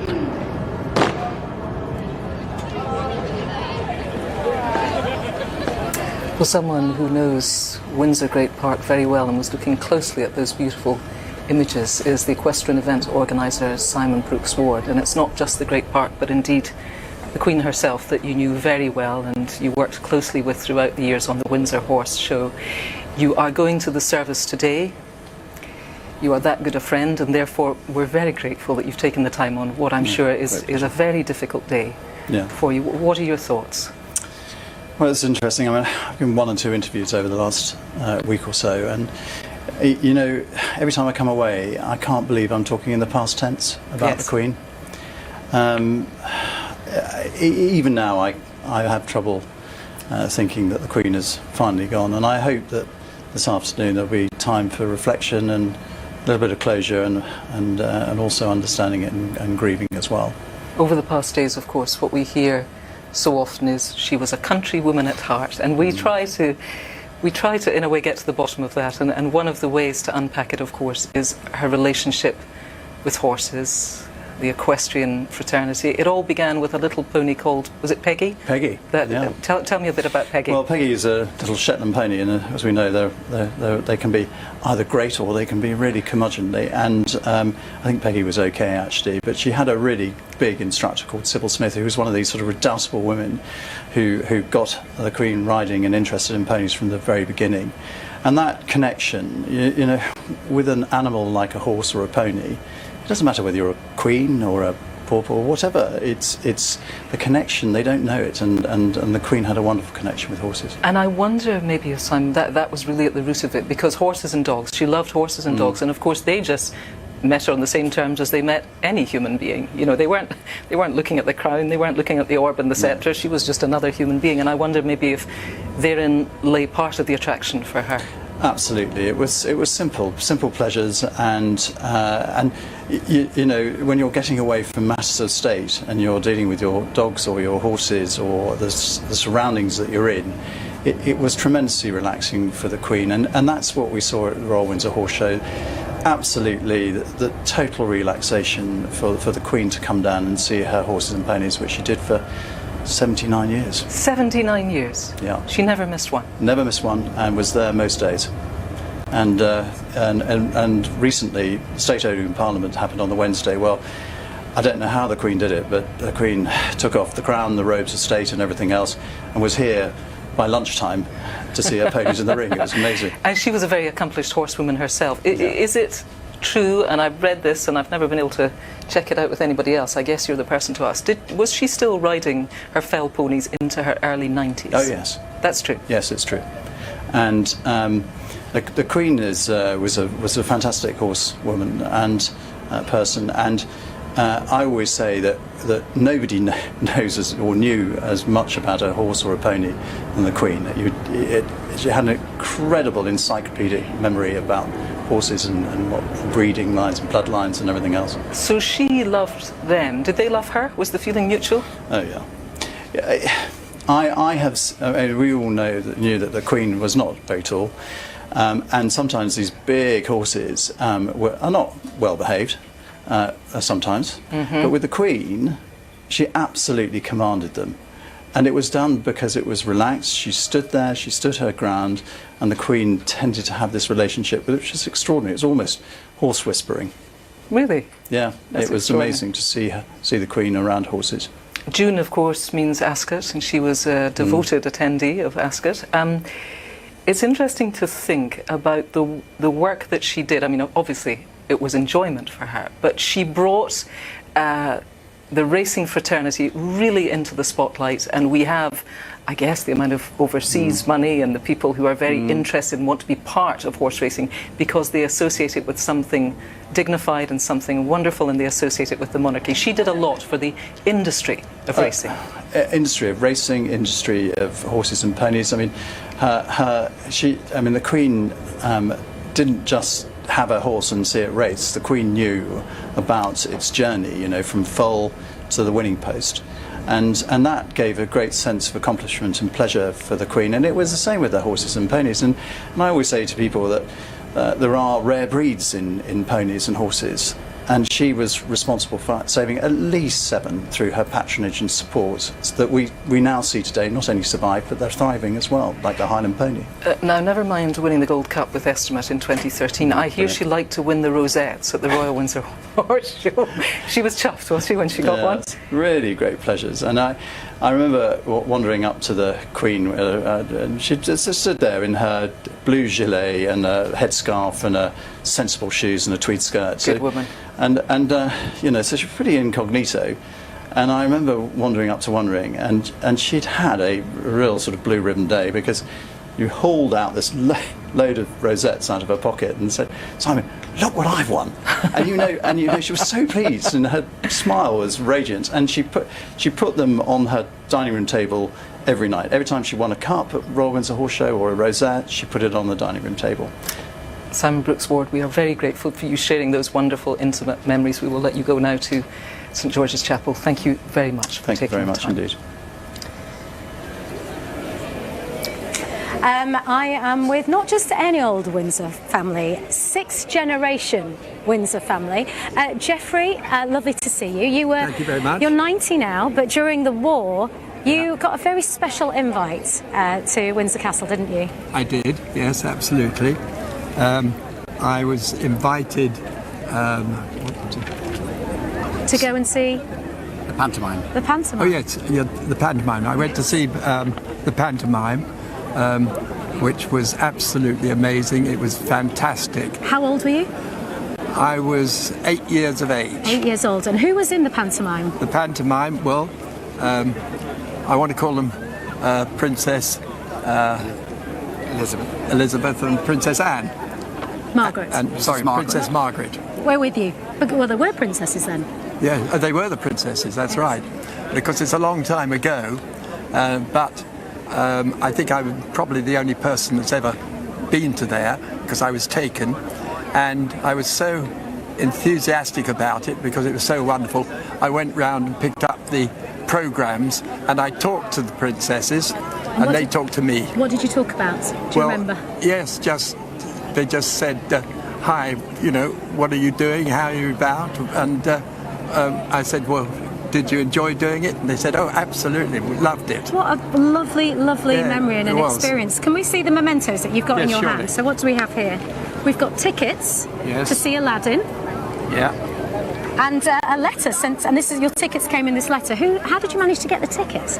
Well, my parents knew the headmaster there of the Royal School, who in fact produced the pantomimes. And Andrew, you've been hearing these stories your whole life. All my life, yes. How special?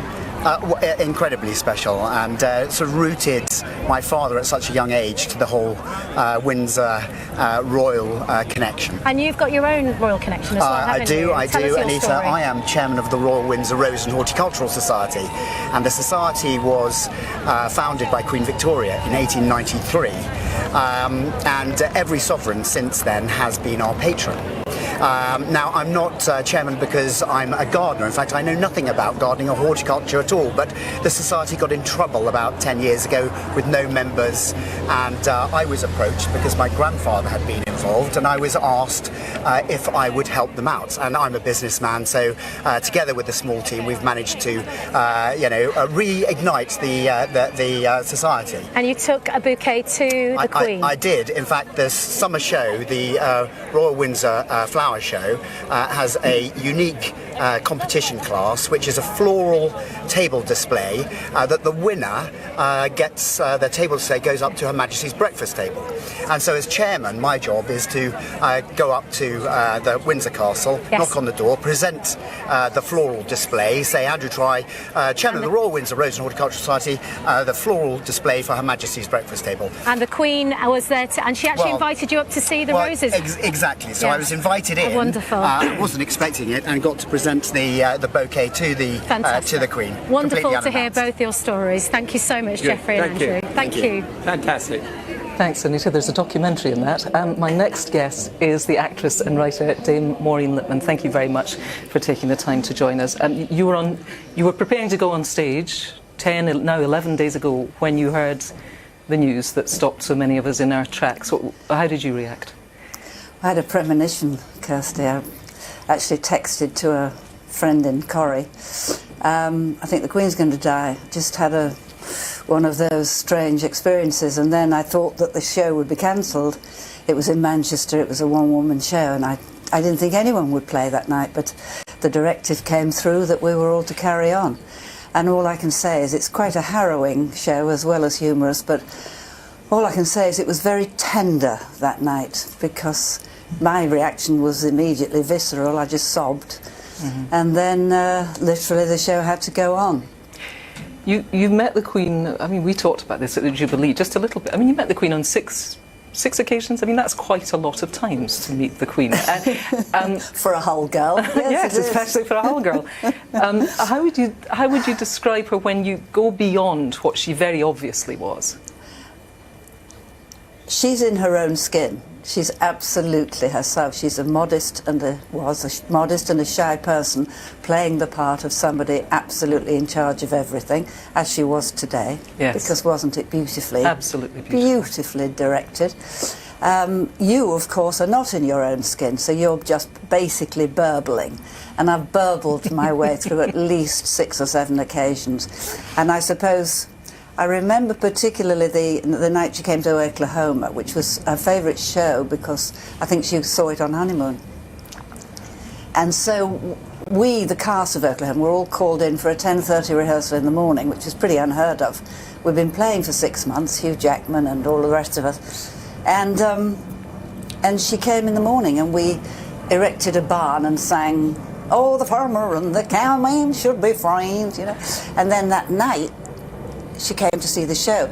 Lunchtime, we had a lunch with her at the Ivy, just a few of us. And I didn't get to speak to her because I wasn't next to her. But as I left, she said to me, "I believe you're coming to see us at the Palace quite soon." And I said, "Yes, Ma'am, if I can find something to wear," you know, normally witty riposte, you know, blah, blah, blah. And that was in November. And in February, in my nice outfit, I'd made my little bob, and she said, "Well, I see you found something." She did not. She did. I think that's extraordinary. It is. She was an extraordinary woman, and we've lost the mother yeast of our daily bread, is how I put it. We've lost... Well, I say it's extraordinary, not to be rude. I mean, of course she'd remember who you were, but when you were meeting the sheer volume of people that she was meeting as Queen, that's why it's extraordinary. I think that was her little consolation prize, that she did those things, because in a sense she knew that it was a more important meeting to us than it was to inevitably, her. yes. She was dazzling in every way and so photogenic. She couldn't take a bad photograph, could she? She had the best, I only met her once, but the best skin I have ever seen. She was lit from within, I think. She was, and she made that job into, you know, when you think of her courage, her sheer courage. Queen Victoria shut herself away for decades after the death of her beloved. She was out there again after a week, and the mundanity of the job, the boxes every day, you know, not like in The Crown, sort of, you know, from one crisis to another, just plowing through. The ribbon cutting, the shaking of the hands. An incredible woman doing an incredible job for 70 years. It's just, she led by example, didn't she, like the best of teachers? There is a wonderful phrase, and I think it might have been in Robert Hardman's book about, you know, she visited the places that needed visiting and she thanked the people that needed thanking. And in that way, she made herself real, and she made people who were doing the things that contribute to the fabric of society feel that they were special. Of course they are special, because those are the things that matter. But I think in one way it was that sort of dogged determination to go to the places that are not glamorous. Absolutely. That really was the least something snobbish of people, and the most courageous, because when you stand in an open-top car and you do walkabouts, which she really introduced, there's a lot of strange people out there. I'm sometimes frightened when people suddenly approach you the way they do. she was very brave. You know, think about the intruder and the horse that bolted, all those things. She was really a warrior. Also interesting, I think, to look at the way that she aged. There seemed to, and very interestingly, you know, people like Barack Obama and Justin Trudeau talking about the wisdom that came with her, that when they were able to have conversations, it wasn't just that they were meeting a sovereign, it wasn't just they were meeting a fellow head of state, they were meeting somebody who had a kind of institutional memory that went back 70 years, and that was invaluable to them. There's a lot of wisdom that comes with that experience. So much wisdom and so much discretion. If you remember the blue and yellow flowers that were discreetly behind her after Russia had invaded Ukraine. Yes. She had a way of making her point, I think, which was unique. You know. Dame Maureen Lipman, thank you for sharing your memories and thoughts. It's so nice to see you today. Lovely to see you too. Thank you.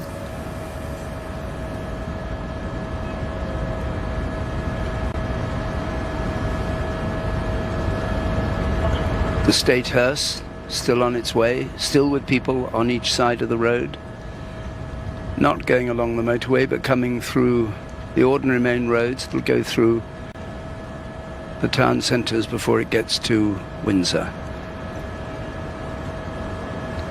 And at Windsor, in the chapel, much of the congregation already sitting waiting for this family funeral. People who were close to the Queen, worked for the Queen,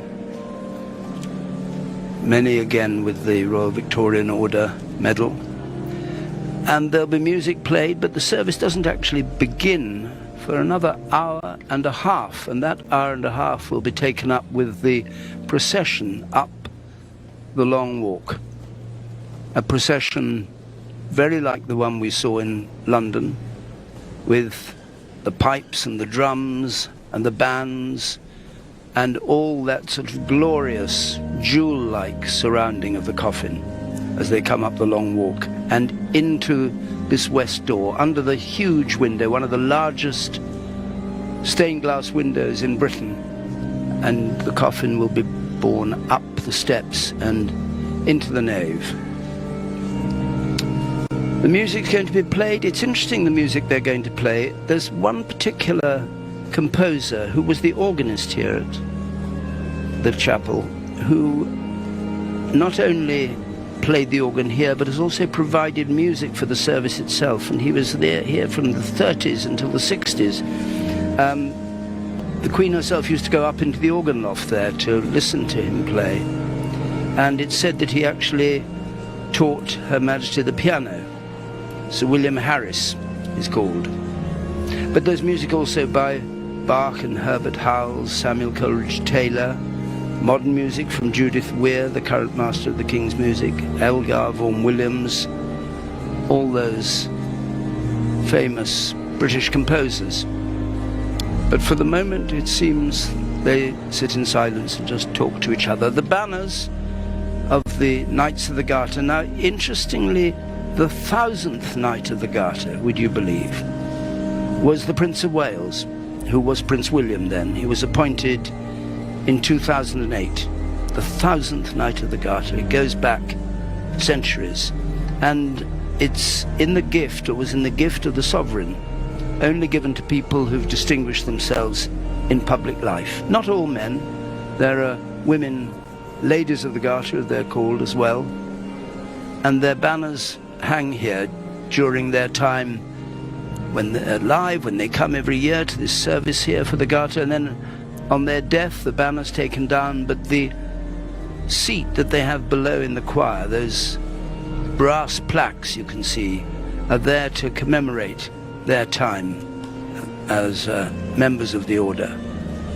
There are 700 or 800 of them left here. Some have been taken down because history disapproved of them, others have just fallen down, but otherwise this extraordinary panoply of the Knights of the Garter, whose chapel this is. And the man responsible for all this is the most senior herald, Garter King of Arms, who made the principal proclamation of the King in St. James's Palace earlier this week, and here today will perform one of his final duties, which is to read out the Queen's styles and titles at the very end of the service.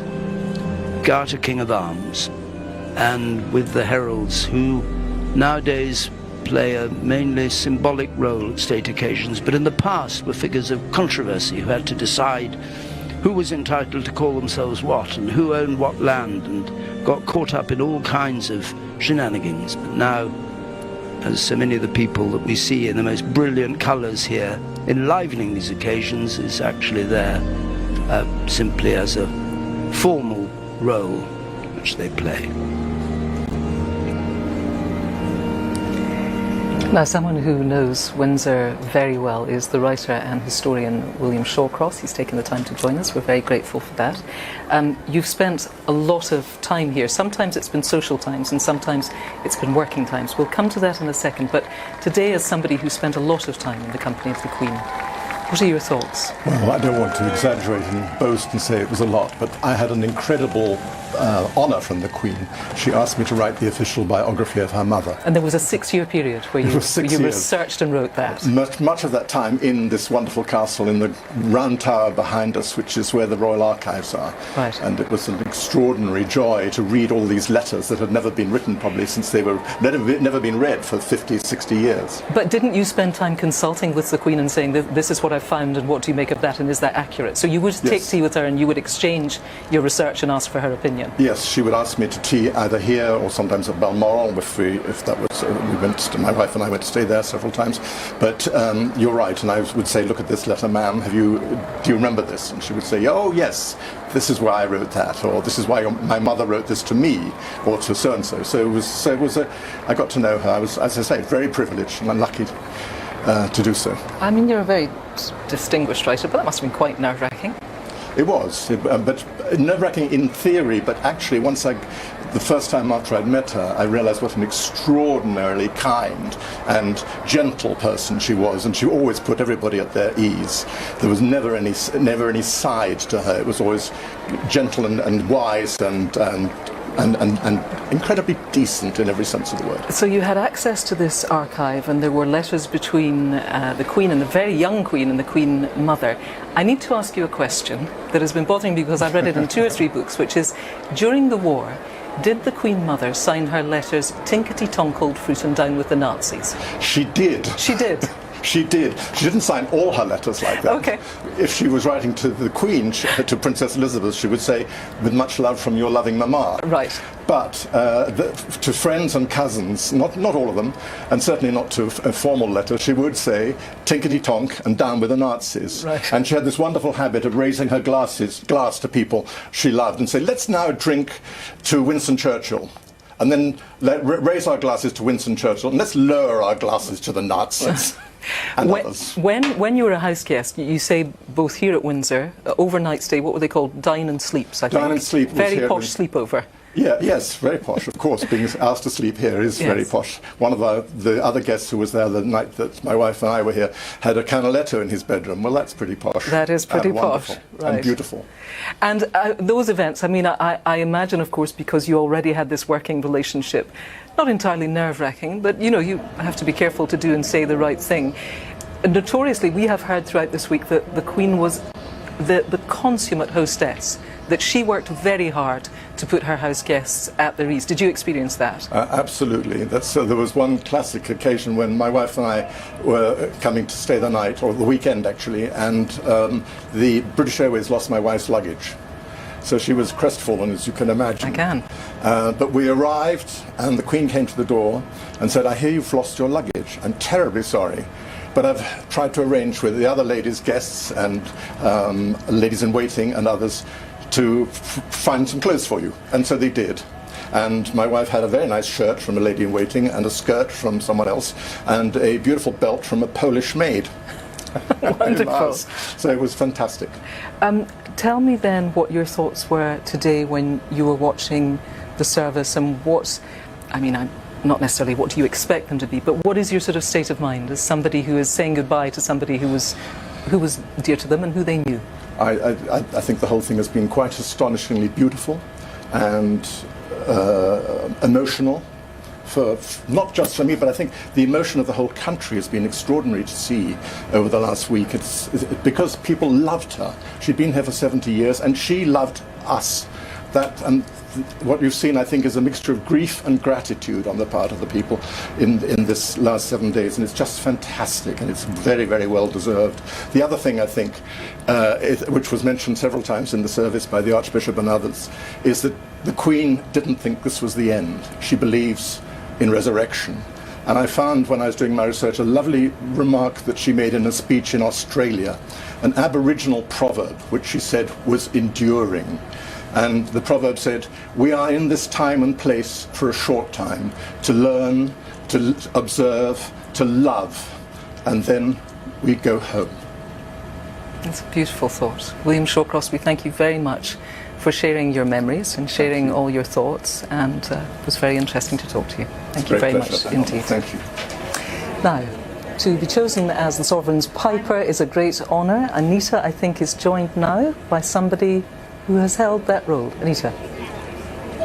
Yes, I'm with Jim Motherwell, who was appointed Piper to the Sovereign in 1997. What does that mean, Jim? What was the job? The role of the job, you play the bagpipes every morning underneath the Queen's window from 9 till 9:15. Then you pack them away. Then you go and collect the Queen when she comes down from her private apartments at the lift, and you just stay with her, regarding what she's doing, interviews, visits, investitures. You basically work all day with her. Then when you're finished, you take her back round to the lift and she goes back upstairs to her private apartment. What an incredible job to have. It was very surreal. Every single day you would play a tune on the bagpipe, same tune every day? No, you not to repeat the tunes all week, and you get a lot of tunes into 15 minutes on the bagpipes. Did you ever get requests? Yeah, the Queen's got her favourite tunes, a lot of them. A couple that Pipe Major Burns, who's the present Queen's Piper, played today, and she used to ask for a tune called Dovecote Park because she remembered it from she was a princess at the end of the war. And then you go up to Balmoral as well? Balmoral's the best part of the year because I've got loads of duties, or I had loads of duties to do at Buckingham Palace. But once you get up to Balmoral, you play the bagpipes in the morning, you play at dinner in the evening, and during the day you would go out horse riding, shooting, practising your military training in case you ended up back in the regiment. Not a bad life. Yeah, now, okay. One of the most poignant moments in the funeral service was when the Piper played. Oh, that was for me big time, because the Piper, Pipe Major Paul Burns, he's a very good player, but he's young, and I remember what that feeling was like, and I was more nervous for him today than I was when I played the Queen Mother out the church when she passed away nearly 20 years ago. He did an amazing job though. He did a fantastic job. So if I were to ask you one enduring memory of the Queen, what would it be? My wife was hurt in an accident at work in London, and she was quite badly hurt, and I had to take time off, compassionate time off, and then when I went back to work, the Queen asked how my wife was and how she was coping. And I said, there's no long-term injuries, but she's covered in bruises. So the Queen said, wait there. She went back upstairs in the lift, came back down and gave me a little bottle of Anika to put on my wife's bruises. So Trish was very happy with that. Such compassion. Yeah, that's the word, compassion. She's a very compassionate lady. Well, it's been a real pleasure to hear your memories. And what does it mean to be here today, Jim? Oh, it's very special. I mean, when I saw on the news and the TV that the Queen had died, that's all it said, the Queen dies. I can feel the tears welling up in my eyes, but this is lovely doing this, seeing all this, the pageantry. It just brings my job back into the forefront of my head again. Jim, thank you very much. You are very welcome. Beautiful memories. Well, there is a unique bond between the monarch and the armed forces, of course. To tell us more, I am joined by Sir Sebastian Roberts, former Major General of the Household Division, and Sir David Cannadine has joined us again. Thank you to you both. Sir Sebastian, if I can come to you first of all, what are your thoughts on a day like today? Well, as you've just said, there is a unique bond between the armed forces and the monarchy and the monarch. And I think for all of us who've had the honour to serve our Queen, our King and country, that bond is special. I think, of course, at the same time, that we all, at the time of a funeral, we're on the brink of eternity. We're on that moment that will come to all of us, and which in the military one I suppose confronts by virtue of one's service, one's own mortality and that of others. And I think we always knew that the Queen, as part of her service, had a great consciousness of the eternal verities, the things that do face us all, at the same time as being a deeply human individual. And that was the other side of being fortunate enough to be a guardsman, that one had the opportunity quite often to see the deep humanity, the person, as well as the image that we all knew and served. And how did that display itself? When did you see it at its greatest? In so many ways and on so many occasions. I can remember here in Windsor, one year after the grand military horse race meeting at Sandown, the Queen followed her mother, Queen Elizabeth, the Queen Mother, in giving a party afterwards. And one year, several people who had been badly wounded in Afghanistan were invited. And I found myself going in with another member of my regiment, Ghazan Mina, who had just lost both legs and an arm a couple of months earlier. And when he was presented to the Queen next to me, she said, if you're not able to go on serving in my Irish Guards, what will you do? And he said, it doesn't really matter, ma'am, as long as it's serving people less well off than myself. And, well, as you can perhaps imagine, her eyes filled with tears. And one realised that any mask was easily laid aside. And of course she came from a military family through and through. She understood the military in a way that was not simply ceremonial and part of her role as sovereign. Yeah, absolutely. She certainly felt, I think, at ease with people who had made the same sort of commitment as she had as a young woman. She joined the army, as we all know, in the Second World War, and then found herself with intimate connections to the armed forces, for a start, being the child and the wife of a serving naval officer. I think it's well known how much she enjoyed her life before she became Queen as a naval wife. And I think she so deeply appreciated being surrounded by people who had made that oath of allegiance, which, if you like, binds one to being circumspect, but also sharing those values which she so clearly embodied. Selfless commitment, duty, all those things. I think she clearly lived by and liked being among people who had made the same commitment. David Cannadine, we are hearing, and I'm sure viewers are hearing it too, the splendid sound, and maybe people can also enjoy the sight of the military as they are marching through and around St Charles Cathedral. And we might think for a moment about some of the ceremonial that is going to take place today. There will be the laying of the colours at the feet of the Queen's coffin and a little more besides. Can you explain a little of that? Well, we've already seen a great deal of military involvement in the funeral so far. And the sense that the funeral of a reigning monarch is in many ways a military funeral dates back in its modern guise to Queen Victoria's time. She wanted a military funeral. She took great pride in being a soldier's daughter. And the gun carriage, which is of course an essential part of what we've seen today, signifies that. It's also the case that because of the slight hitch, to put it no more strongly, in Queen Victoria's funeral, the horses were taken out because they threatened to bolt. And Prince Louis of Battenberg summoned naval ratings to pull the gun carriage up to here. And so the tradition of state funerals having a gun carriage pulled by naval ratings dates back to then, and is a further aspect of the military nature of these last rites of a sovereign who, as Sebastian has pointed out, is of course the head of the armed services. And we will see something today called, now I hope I get this right, is it called the breaking of the wand? We shall indeed see the breaking of the wand. It sounds unlikely, that phrase. Sounds unlikely. Can you tell me what it means? Well, in the first place, we will never have seen this before because no committal or funeral service of a reigning monarch that has taken place at St George's Chapel, Windsor, has ever before been televised. So we shall see the Lord Chamberlain breaking his wand for the first time ever.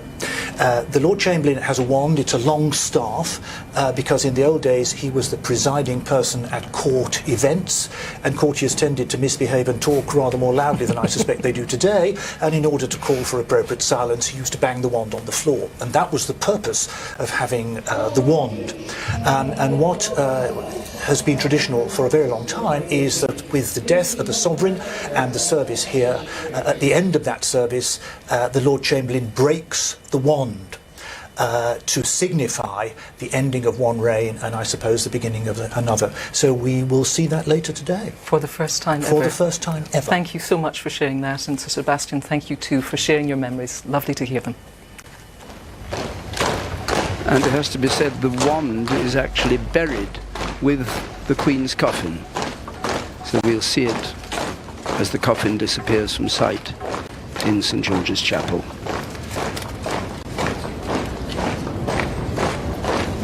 The route that the procession will take, lined with the guards here, but also with the Royal Navy, the Royal Marines, the Army and the Royal Air Force.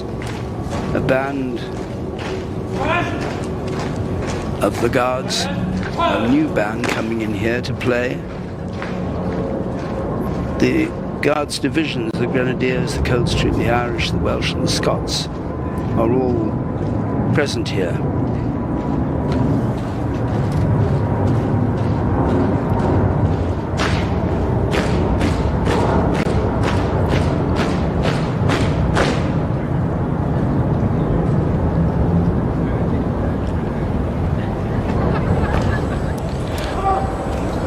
Now the liners are all the way down this long walk. You could see them just fading into the distance. And the coffin will arrive at the far end there and then come up in this procession at the slow walk. The RAF musicians, the Royal College, Royal Air Force College at Cranwell, all the guards lined here, they were all out here on Saturday morning in the pitch dark rehearsing this, and the Royal Hearse in the meantime is about 7 minutes away from us. I think it's past Runnymede and it's on its way to Windsor, still with people on either side of the street. I'm sure when it actually gets closer to Windsor, judging by the crowds that they've been at Windsor, there'll be thousands more people to greet it.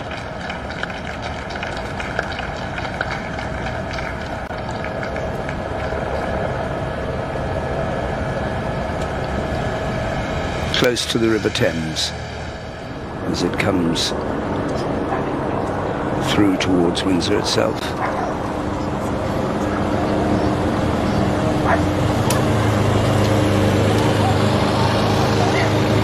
The tradition of throwing flowers into the road began, I think, with the funeral of Princess Diana, when, you may remember, as you can see on the Royal Hearse now, flowers on the bonnet. There were flowers on the windscreen that had to be wiped away with windscreen wipers.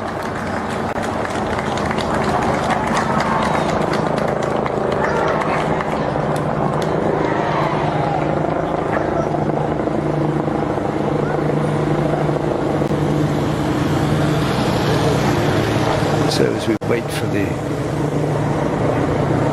hearse to come to the castle grounds itself, and then the start of the full procession, let's just get back for a moment to Kirsty. Joining me now is Bishop Rachel Treweek. Thank you very much for taking the time to join us. I understand you had, now I was reading my notes and it said an audience with Her Majesty when you were taking up your new role. I think that sounds like a terrifying phrase. What was the briefing? How did it go? Yes, every bishop, when they become a diocesan bishop, goes to pay homage to Her Majesty. Right. So go to Buckingham Palace and go into the palace and meet with her and kneel before her. And she put her hands over my hands and I swore allegiance to her. And how did you have a flutter of nerves? Was it a conversation? Terrifying. Were you briefed before? Did they say, this is where you stand? And Yes, this is I think the thing with me was I was the first female bishop she'd ever received. And so as I stood outside the door, there was a bit of fluttering about whether I should curtsy or bow wearing my robes.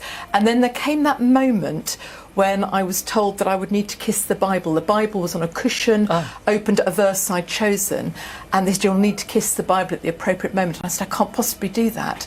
And people looked at one another rather worried, as if there was some theological reason why I couldn't do that. And I simply said, I'm wearing lipstick. So that was the first time that had happened. So I was asked to put my nose into it. You were a house guest at Sandringham as well, and I've been talking to guests today about, yes, I mean, that is, I suppose, not only an honour and a treat, but a slightly nerve-wracking set of circumstances. How did you find it? Yes, and indeed, as a bishop, you're not there as a house guest, you're there as a member of the Queen's household at that time.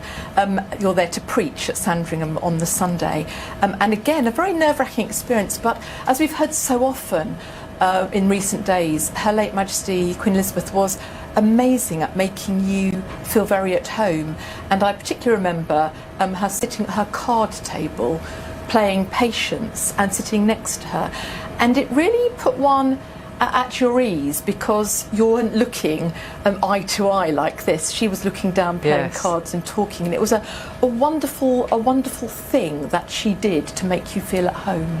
Something that we've heard very often people saying over the last 10, 11 days is that they felt that the Queen, for 70 years or however many years they had been alive, was this constant, this reassuring presence that was constantly there, that represented continuity. So she did that for the hundreds of thousands of people who queued to see her lying in state. She did it for the millions who watched the lying in state online. I was thinking about where she got her reassurance from and where she got her continuity from, and I'm imagining the answer to that might be her faith, because we are told time and time again that that was absolutely central to who she was. Absolutely. She was rooted and grounded in her faith in Jesus Christ. And it's interesting you saying, Kirsty, about that constant presence, because even in death, she has been constant till now. People watching the coffin at this very moment, people, thousands of people queuing to be even in her presence in death. And of course now, as we come to the committal, we are acknowledging that that presence will be no more, that we are letting go, but we are letting go of her into eternal life with God. And she believed that, and as a follower of Jesus Christ, I believe that. And I think there's that thing that's been acknowledged again and again about her referring to Christ as the one who came to earth not to be served but to serve, and her service has been noted again and again, and that ability she had to make every person feel very special in that moment. And I would say that's because she knew that her sovereignty was bestowed upon her by God, and yet she was a human being. Studying much of what she said, and particularly in her Christmas messages, she seemed, as she grew older, to be, I think, bolder about stating her faith and talking about it more openly. Is that something you discerned? Did you feel that, even though it was always with her? One gets the feeling that she sort of thought, well, I'm not necessarily going to listen to the advisors who might say that's a turn-off, and it is a turn-off for plenty of people. I'm going to simply tell it like it is. Yes, I think that's true, that she was confident in sharing her faith. Perhaps that did get stronger as she got older, but that sense that she was rooted and grounded in her faith in Jesus Christ, and yet wanted to be there for all people, and people of all faith and no faith. And that sense that she knew that every human being, she believed, as I believe, is created in the image of God and was unique and precious. We're going to witness again, as we have done day in, day out over the past 11 days, the ritualizing of grief, that somehow that is the thing that the Church has seemed to give us through this period, where we are wondering about what we feel, wondering how we can mark the importance of this momentous passing. The Church has in a way come into its own in that respect, and it has said to us, well, you might be a believer, you might not be a believer, but this is the way we can make sense of a very difficult situation. Yes, and I would say that in death the Queen has served us, because her death has enabled us to really allow our own stories to resonate with this national story of grief and mourning. Over these last few days, her death has held that space. And I would say, if we see all the flowers, the tributes, people queuing up for hours to pay respects to her, there's something about people's own stories, their own grief, their own pain, being allowed to come to the fore. And today, in this committal service, there will be that finality, that letting go. And I think in that moment, we will acknowledge all the different losses. People will, in their own stories, acknowledge the different losses, their own grief, for friends, for family, things in life that people had wished had been. And that space will be held as we let go of Her late Majesty Queen Elizabeth II, and as we allow our own pain and our own stories to be held in that moment. That's such an interesting thought, because that really is essentially about the thing that the Queen relentlessly promoted throughout her life, which was community. That actually community comes together in the good times, but it also comes together in the difficult times. And many people who've spoken about their feelings regarding the Queen's death have said that it reminds me of when. Yes. And that seems to have been an important part of this whole 11 days as well. Absolutely, about community, about the fact that as unique individuals we do belong together. That's also central to Christian faith, that actually the body of Christ we talk about. And in her life and in her death, people are being drawn together. And my hope and prayer is that our remembering won't be mere nostalgia, but that it will change us.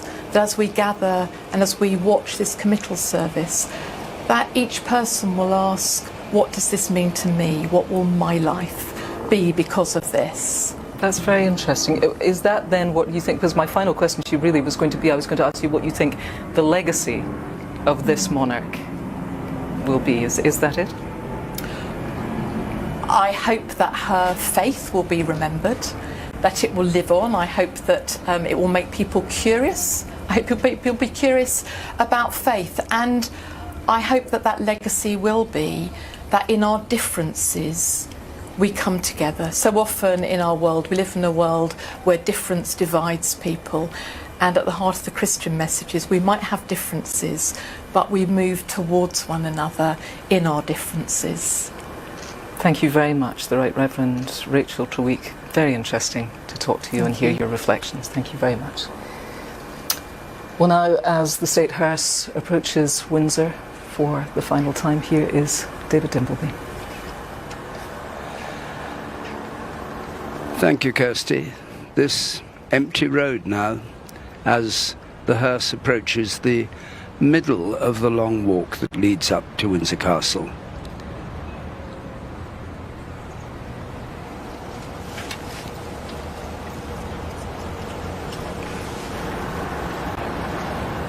As everywhere the hearse passes, a salute as it goes past.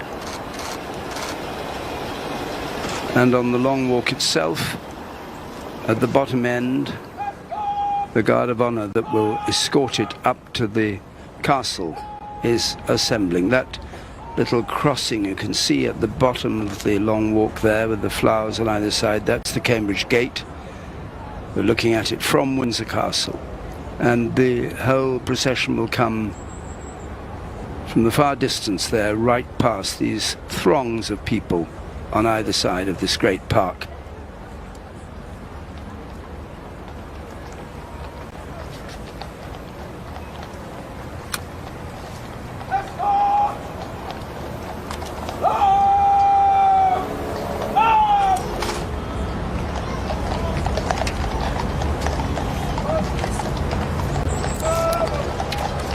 The equerries in uniform there, many of them, and they're chosen to stand either side of the coffin.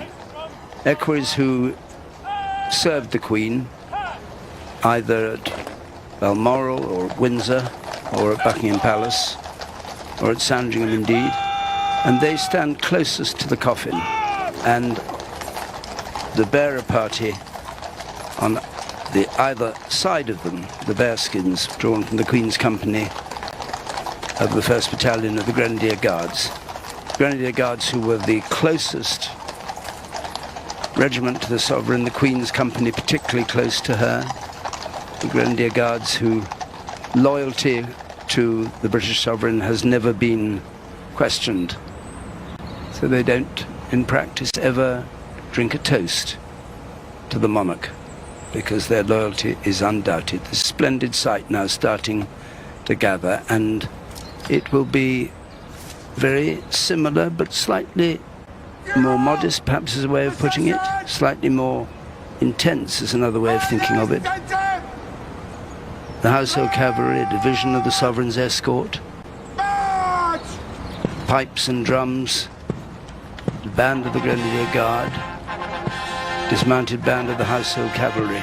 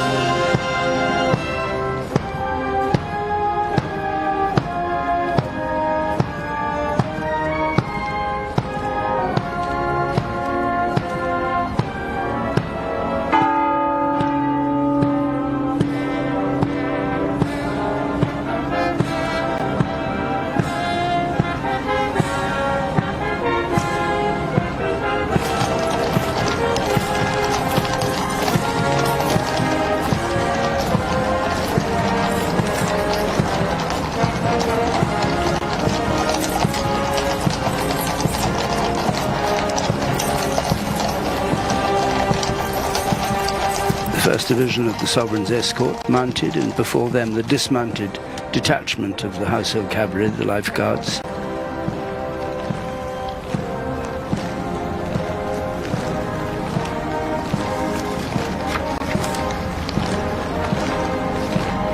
And the Queen's Company colour, borne by an officer of the Queen's Company of the 1st Battalion of the Grenadier Guards, carried in front of the hearse.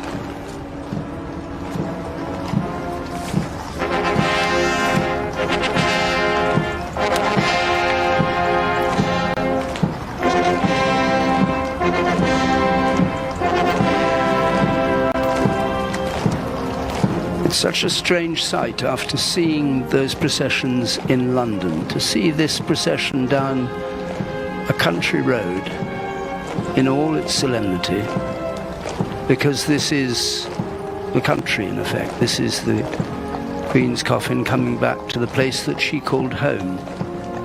No crowds here, just walking along this road, this long procession, and then it will turn up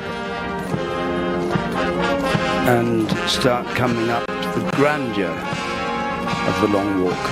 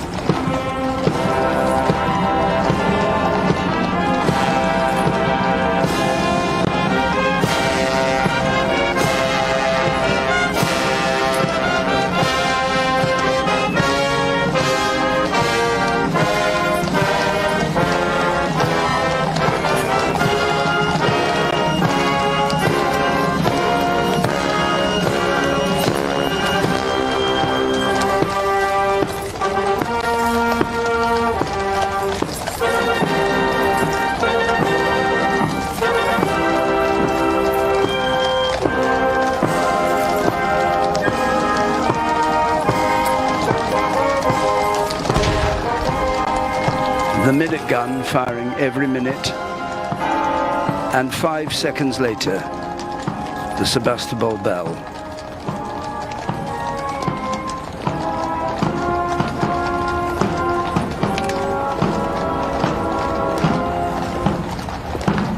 The heralds have come from the centre of London to take their place in this procession.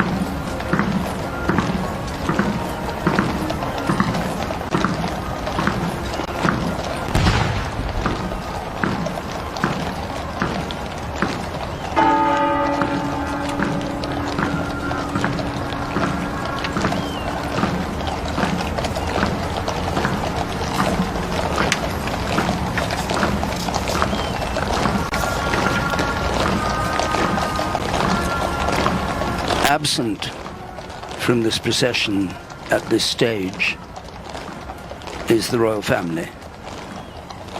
Only when this procession has reached the long walk and has turned and has come up to Windsor Castle will the King and the Queen Consort and the other members of the royal family join in as they were in London.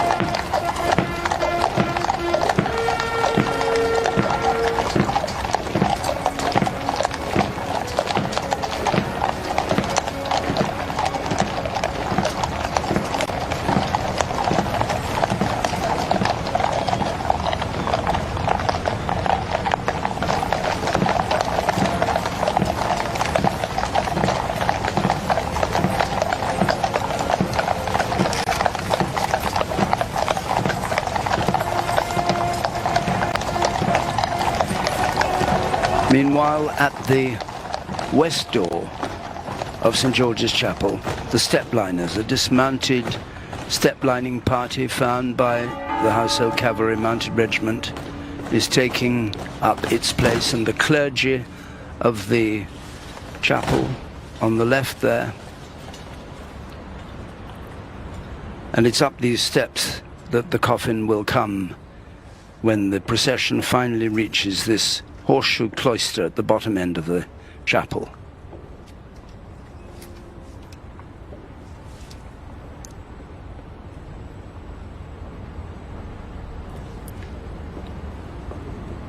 The clergy, including, you may have noticed, the Archbishop of Canterbury, come from Westminster Abbey. And the other clergy on the left there of the Chapel Royal, the Dean of the Chapel Royal in Scotland, the Rector of Sandringham will be here, the Minister of Crathy Church, or Crathy Kirk, perhaps I should call it, the Reverend Kenneth Mackenzie will be here,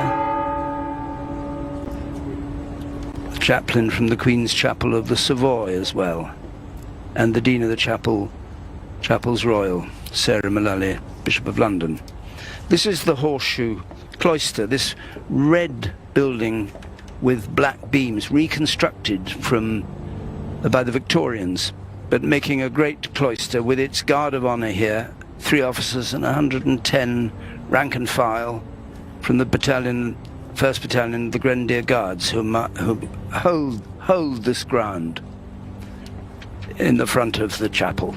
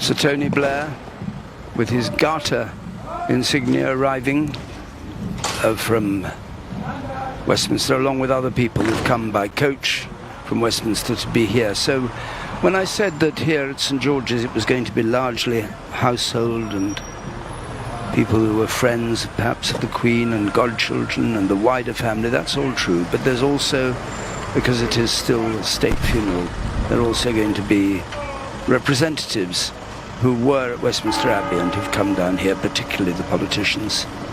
The Prime Minister will be here. And some of the foreign royals, particularly again the royal families. There's always been a very close link between royal family in Britain and other royal families. For instance, the Queen of Denmark, who now is the last serving woman monarch in Europe with the death of the Queen, she will be here.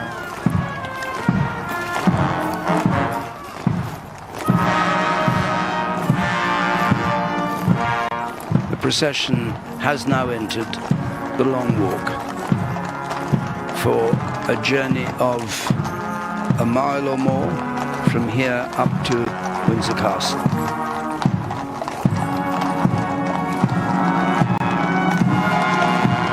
Led by a dismounted detachment of the Household Cavalry and these equerries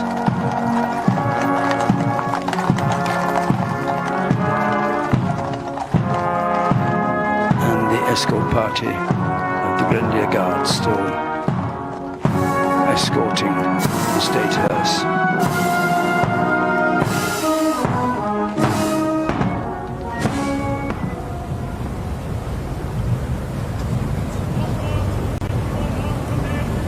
I can't tell you what extraordinary scenes there have been in Windsor over the last 3 days. These crowds just crammed in here to the Long Walk is just part of what has been a constant toing and froing of people coming, bringing flowers, bringing their children.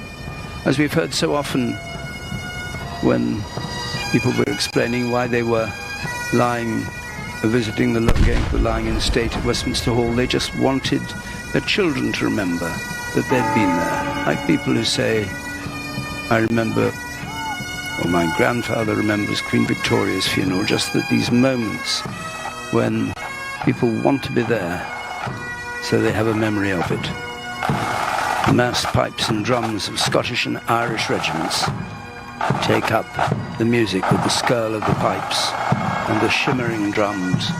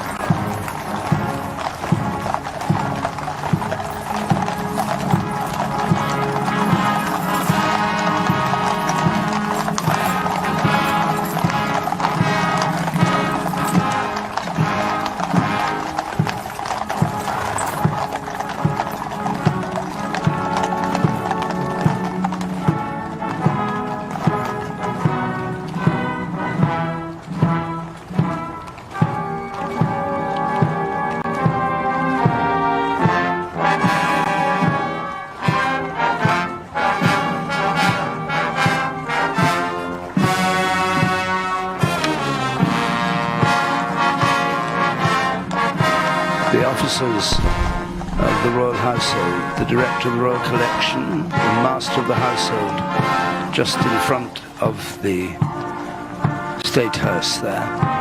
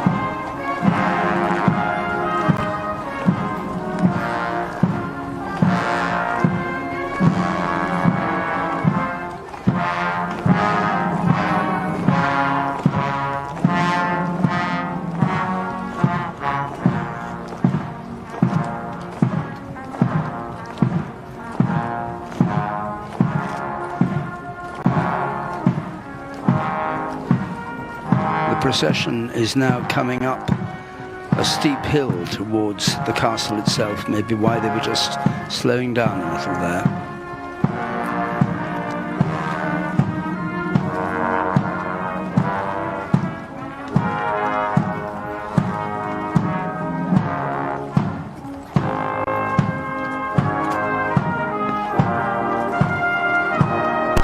See the route liners come to the salute as the front of the procession, the dismounted detachment of the household cavalry approaches them.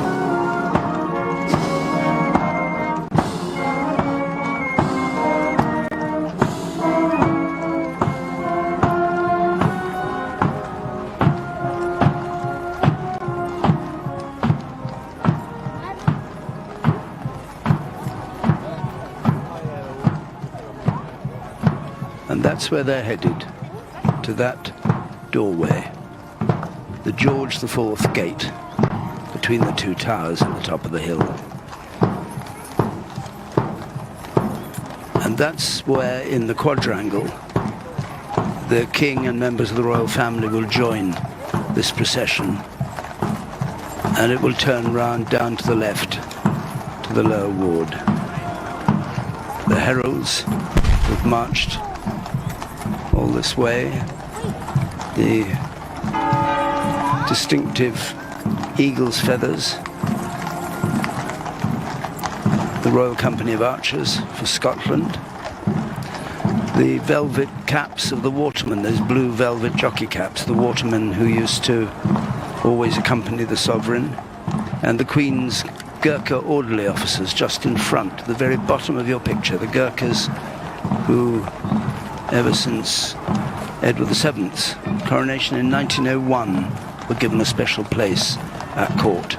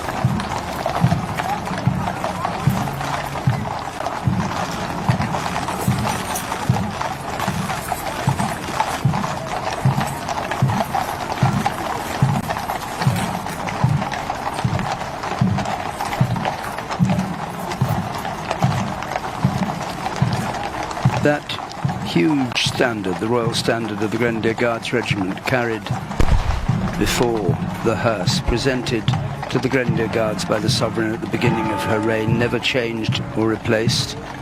The Queen's company colour, as it's called. It dominates this procession. It's a huge flag. But there's a moment in the service to come when a very small flag is placed on the Queen's coffin by the King just before the coffin is lowered into the vault. Not that grand standard you can see there, but something called the camp colour. Very, very small flag, which was used to denote where the commanding officer of the guards could be found, put outside his tent, hoisted where he was, and it's a symbol that the Queen was our commander.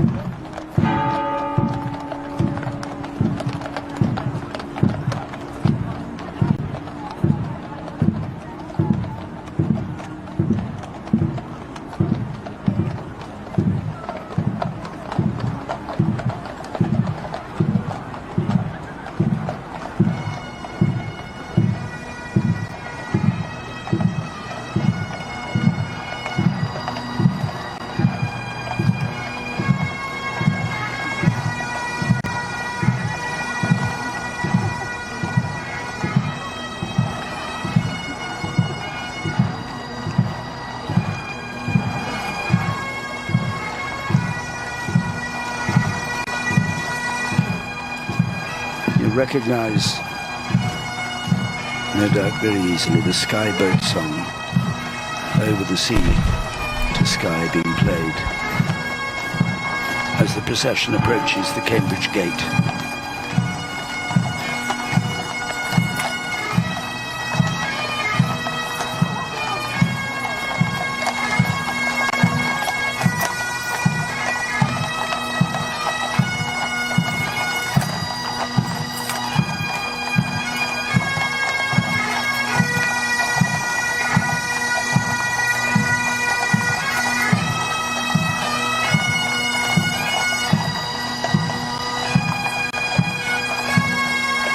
There are 64 pipers and drummers playing from a whole host of regiments and battalions, from the Royal Scots Dragoon Guards, the Royal Tank Regiment, 1st Battalion Scots Guards, 1st Battalion Irish Guards, the 4th Battalion, the Royal Regiment of Scotland, the Highlanders, and the 19th Regiment of the Royal Artillery, and the Army School of Bagpipe Music.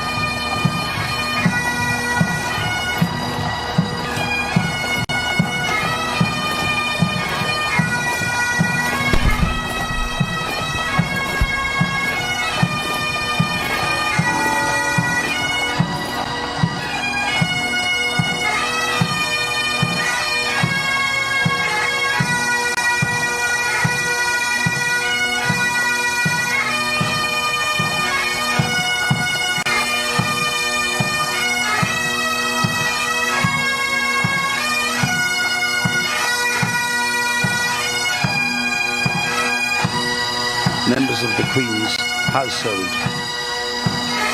Some in uniform, some in morning suits.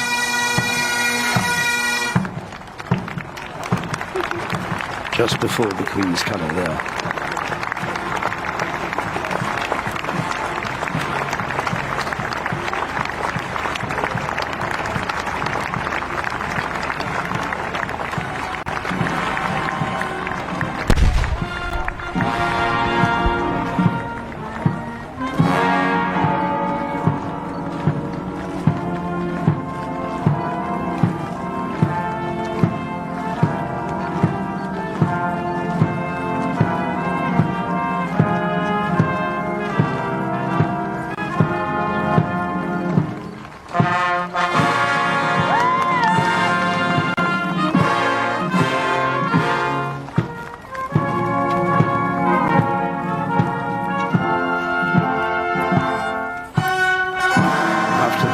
Boat song, the band of the Household Cavalry plays one of the 3 Beethoven funeral marches that are being played here today and heard at the commemoration of the Cenotaph each year. Funeral marches 1, 2 and 3 by Beethoven.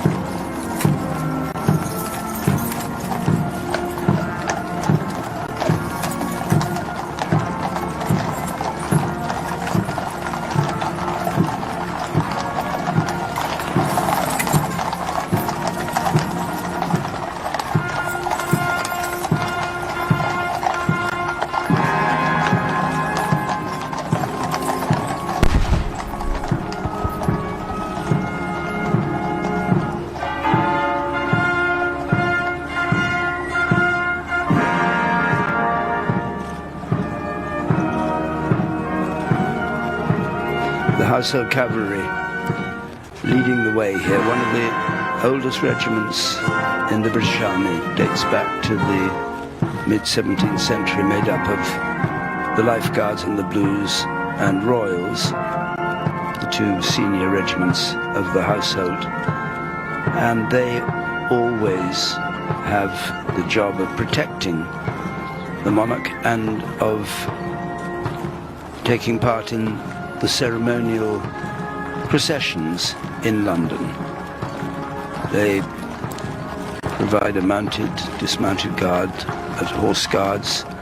They're there at the state opening of Parliament. They're there at state banquets.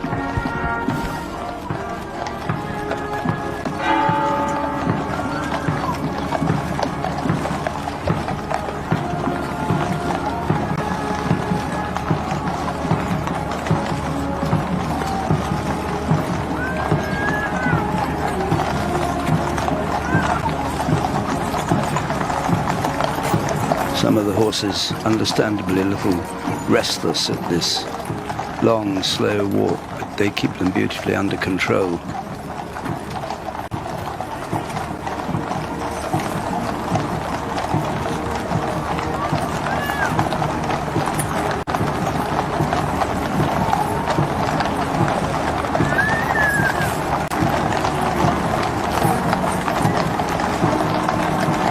Behind the hearse, the sovereign standard of the Household Cavalry.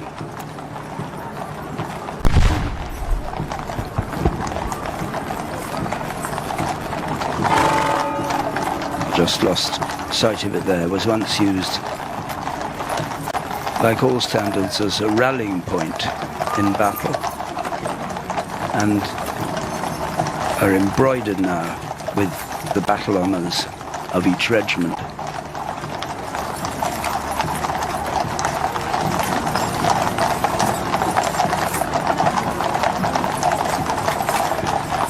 It is a very splendid and very touching sight, this last procession for the Queen.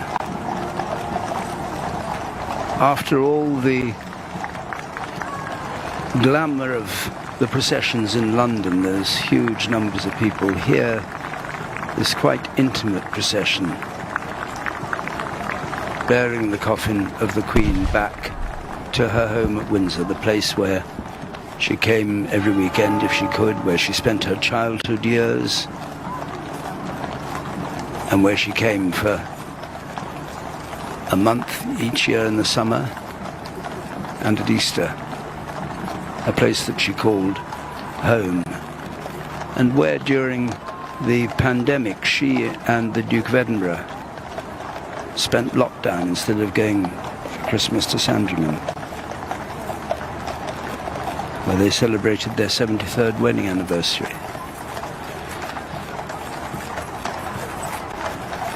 And where, of course, she sat alone in St. George's Chapel at the funeral of her husband.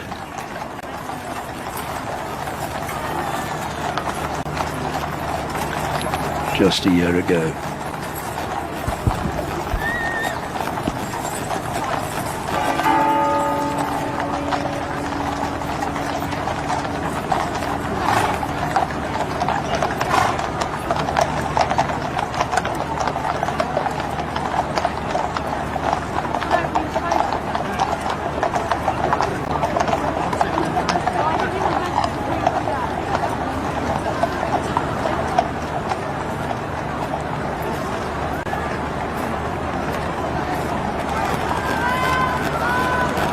These are the final moments for the people to see the hearse, because once it goes inside through the gate, the Cambridge gate that leads up to the George IV gate into the quadrangle of Windsor Castle itself, there will be no members of the public. There will only be those who've come to the chapel to take part in the service. So this is quite literally the last glimpse of the sovereign's coffin that her subjects will see, except, of course, watching it on television.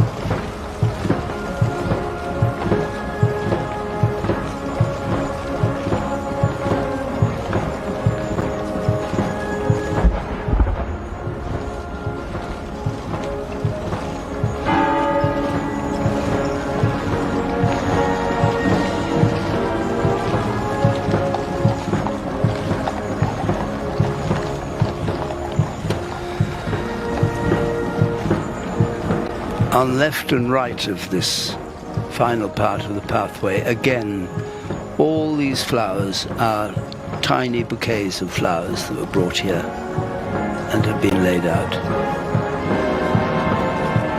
And standing there on the right of the picture, the Queen's pony or horse, Emma. When the Duke of Edinburgh had his funeral here, the driving carriage that he used to use was brought out to the quadrangle. Here from the Mews of Windsor, the grooms who work in the Royal Mews, and this black Highland, I suspect, pony, Emma.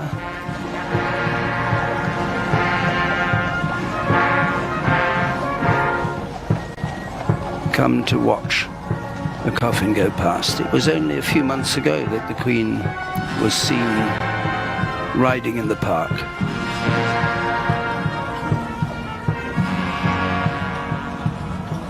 And as many people have said today, her two great passions were horses and dogs. And it's a rather touching sight that Emma should be brought out to watch the procession go by.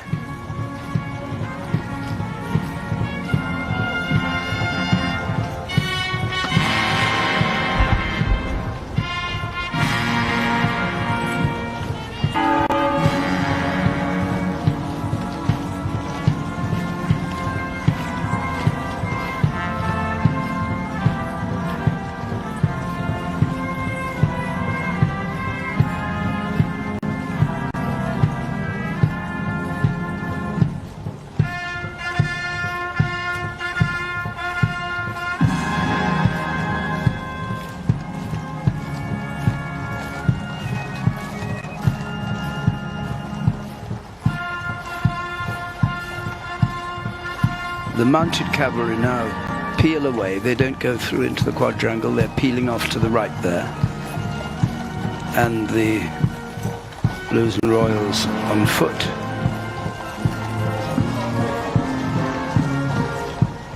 The lifeguards there with the procession as it goes through the George IV gate.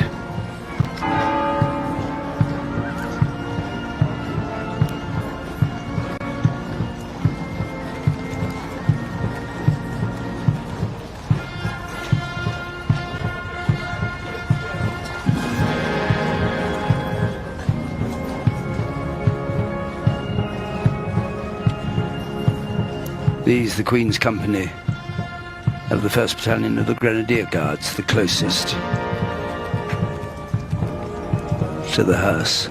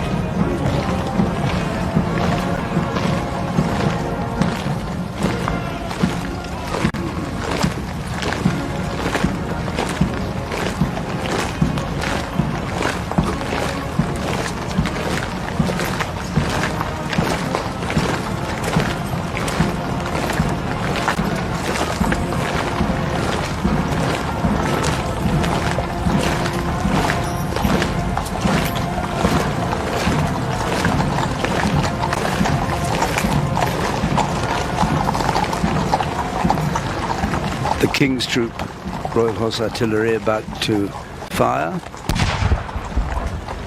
They weren't renamed the Queen's Troop. There's the bell firing, the hammer on the left of it. They weren't renamed the Queen's Troop. Queen Elizabeth said they should be called the King's Troop in honour of her father, and the same thing is going to happen. The Queen's Company of the 1st Battalion Grenadier Guards, who are the closest escort here for Her Majesty's coffin, are going to retain the name the Queen's Company in honour of Her Majesty.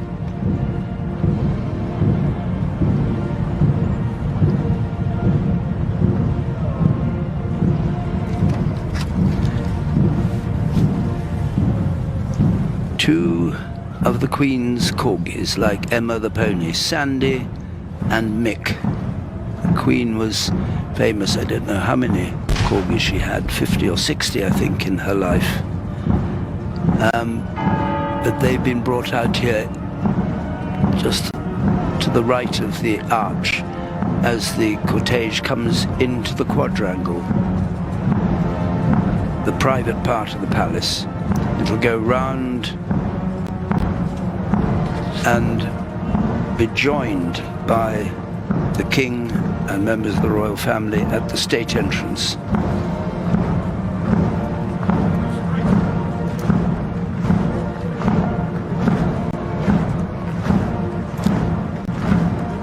The familiar figures by now in this procession.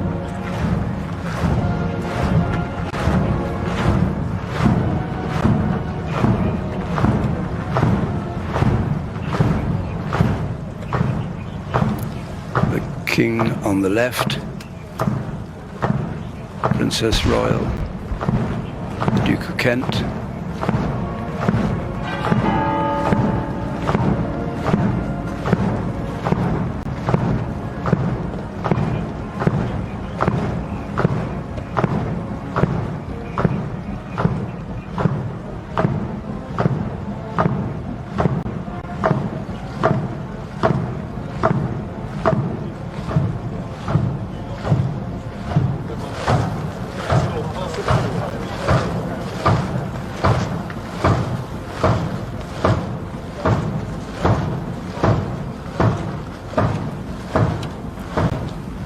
Prince Edward on the far right, the Duke of York in the centre, not in uniform, Princess Royal and the King coming out, the Duke of Sussex behind, the Duke of Gloucester behind him.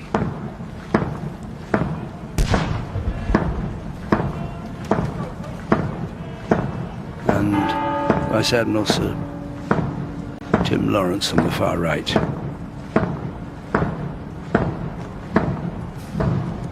The male members of the royal family and the Princess Royal. The other female members of the royal family will travel by car down to St George's Chapel, not march in this procession.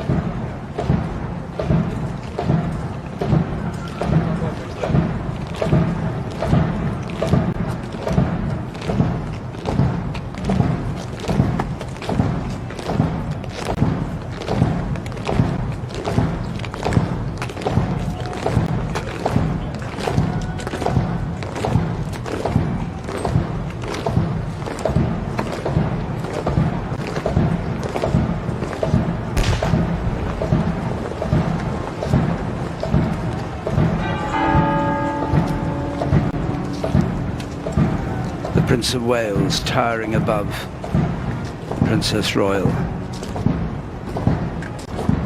Duke of Sussex passing through.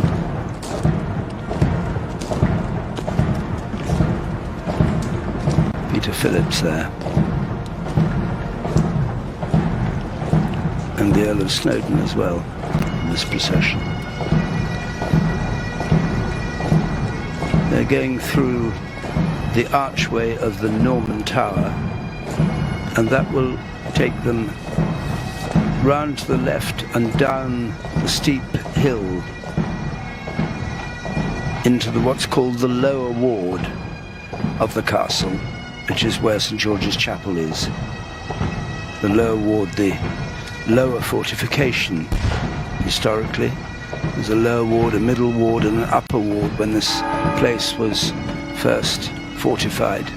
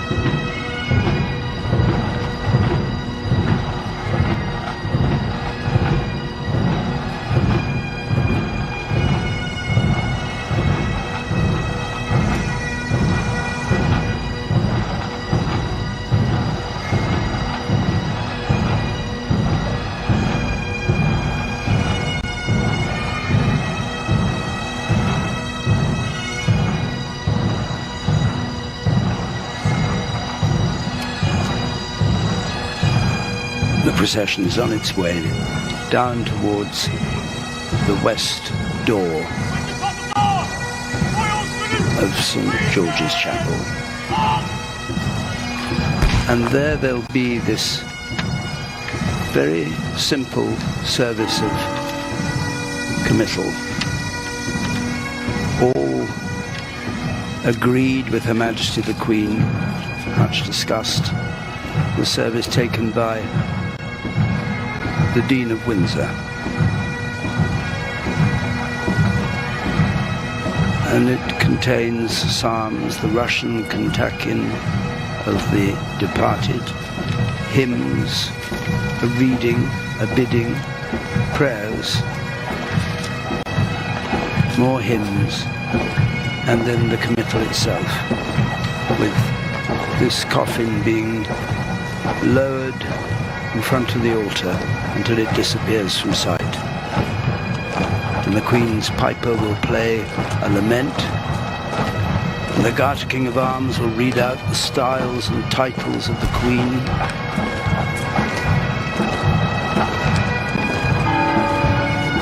And the regalia presented at the coronation will be removed and put on the high altar.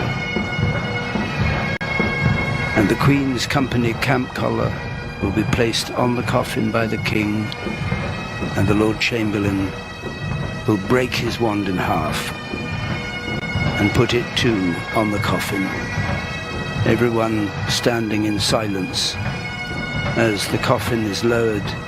The Dean of Windsor will say the committal from Psalm 103, and then the well-known words, "Go forth upon thy journey from this world, O Christian soul."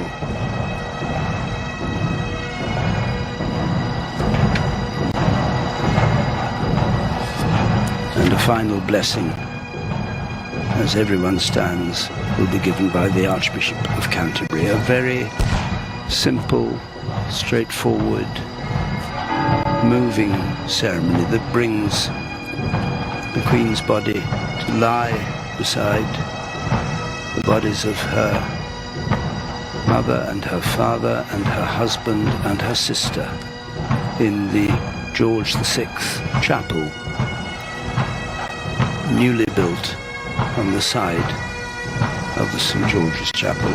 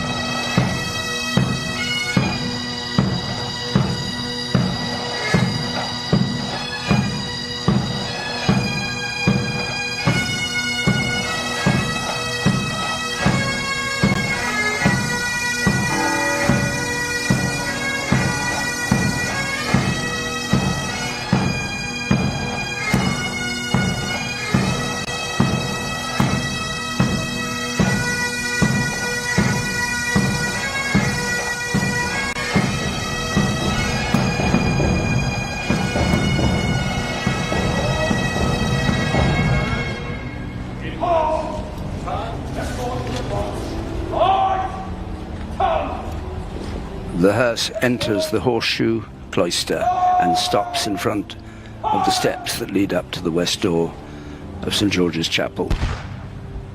And the bearer party will come out from the right. These young men who have carried this coffin from Westminster Hall, carried it down the aisle of Westminster Abbey, and now for the last time will carry it up the steps into St George's Chapel, where it will, at the end of the service, be laid to rest.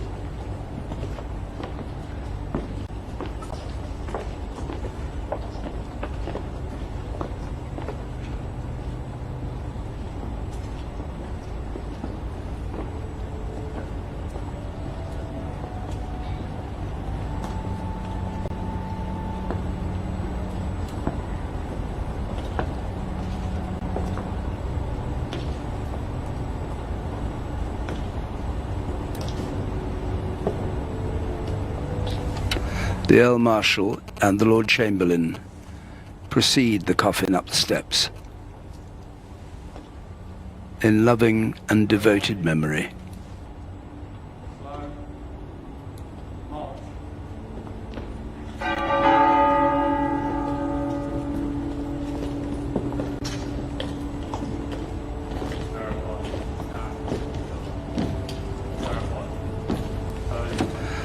The pallbearers on either side, who we saw coming up the long walk, precede the coffin. The royal family stands waiting. They'll follow it into the chapel.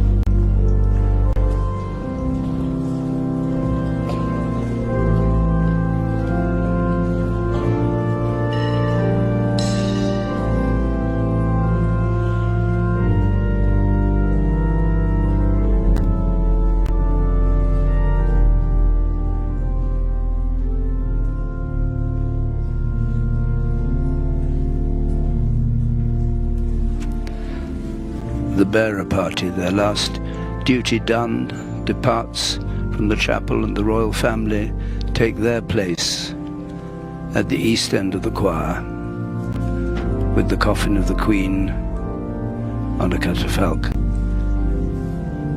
before them.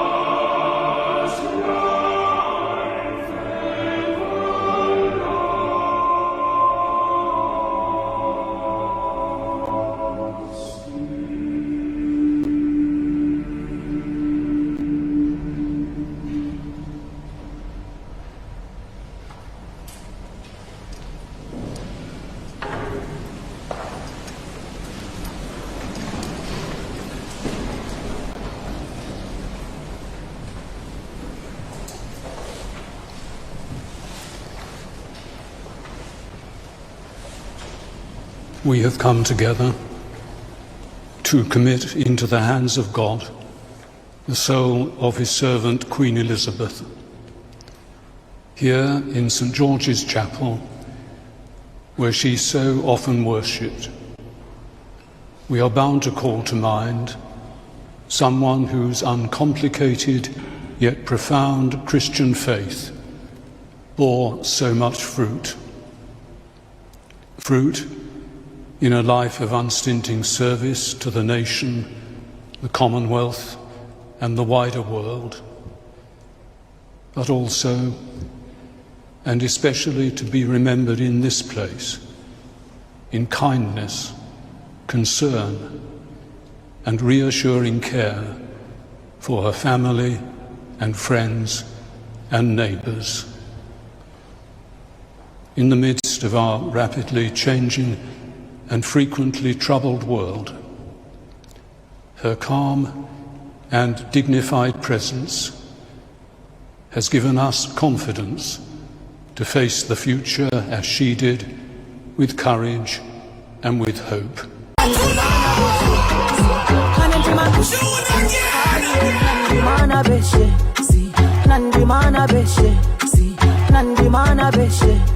A very big hand for Claudia.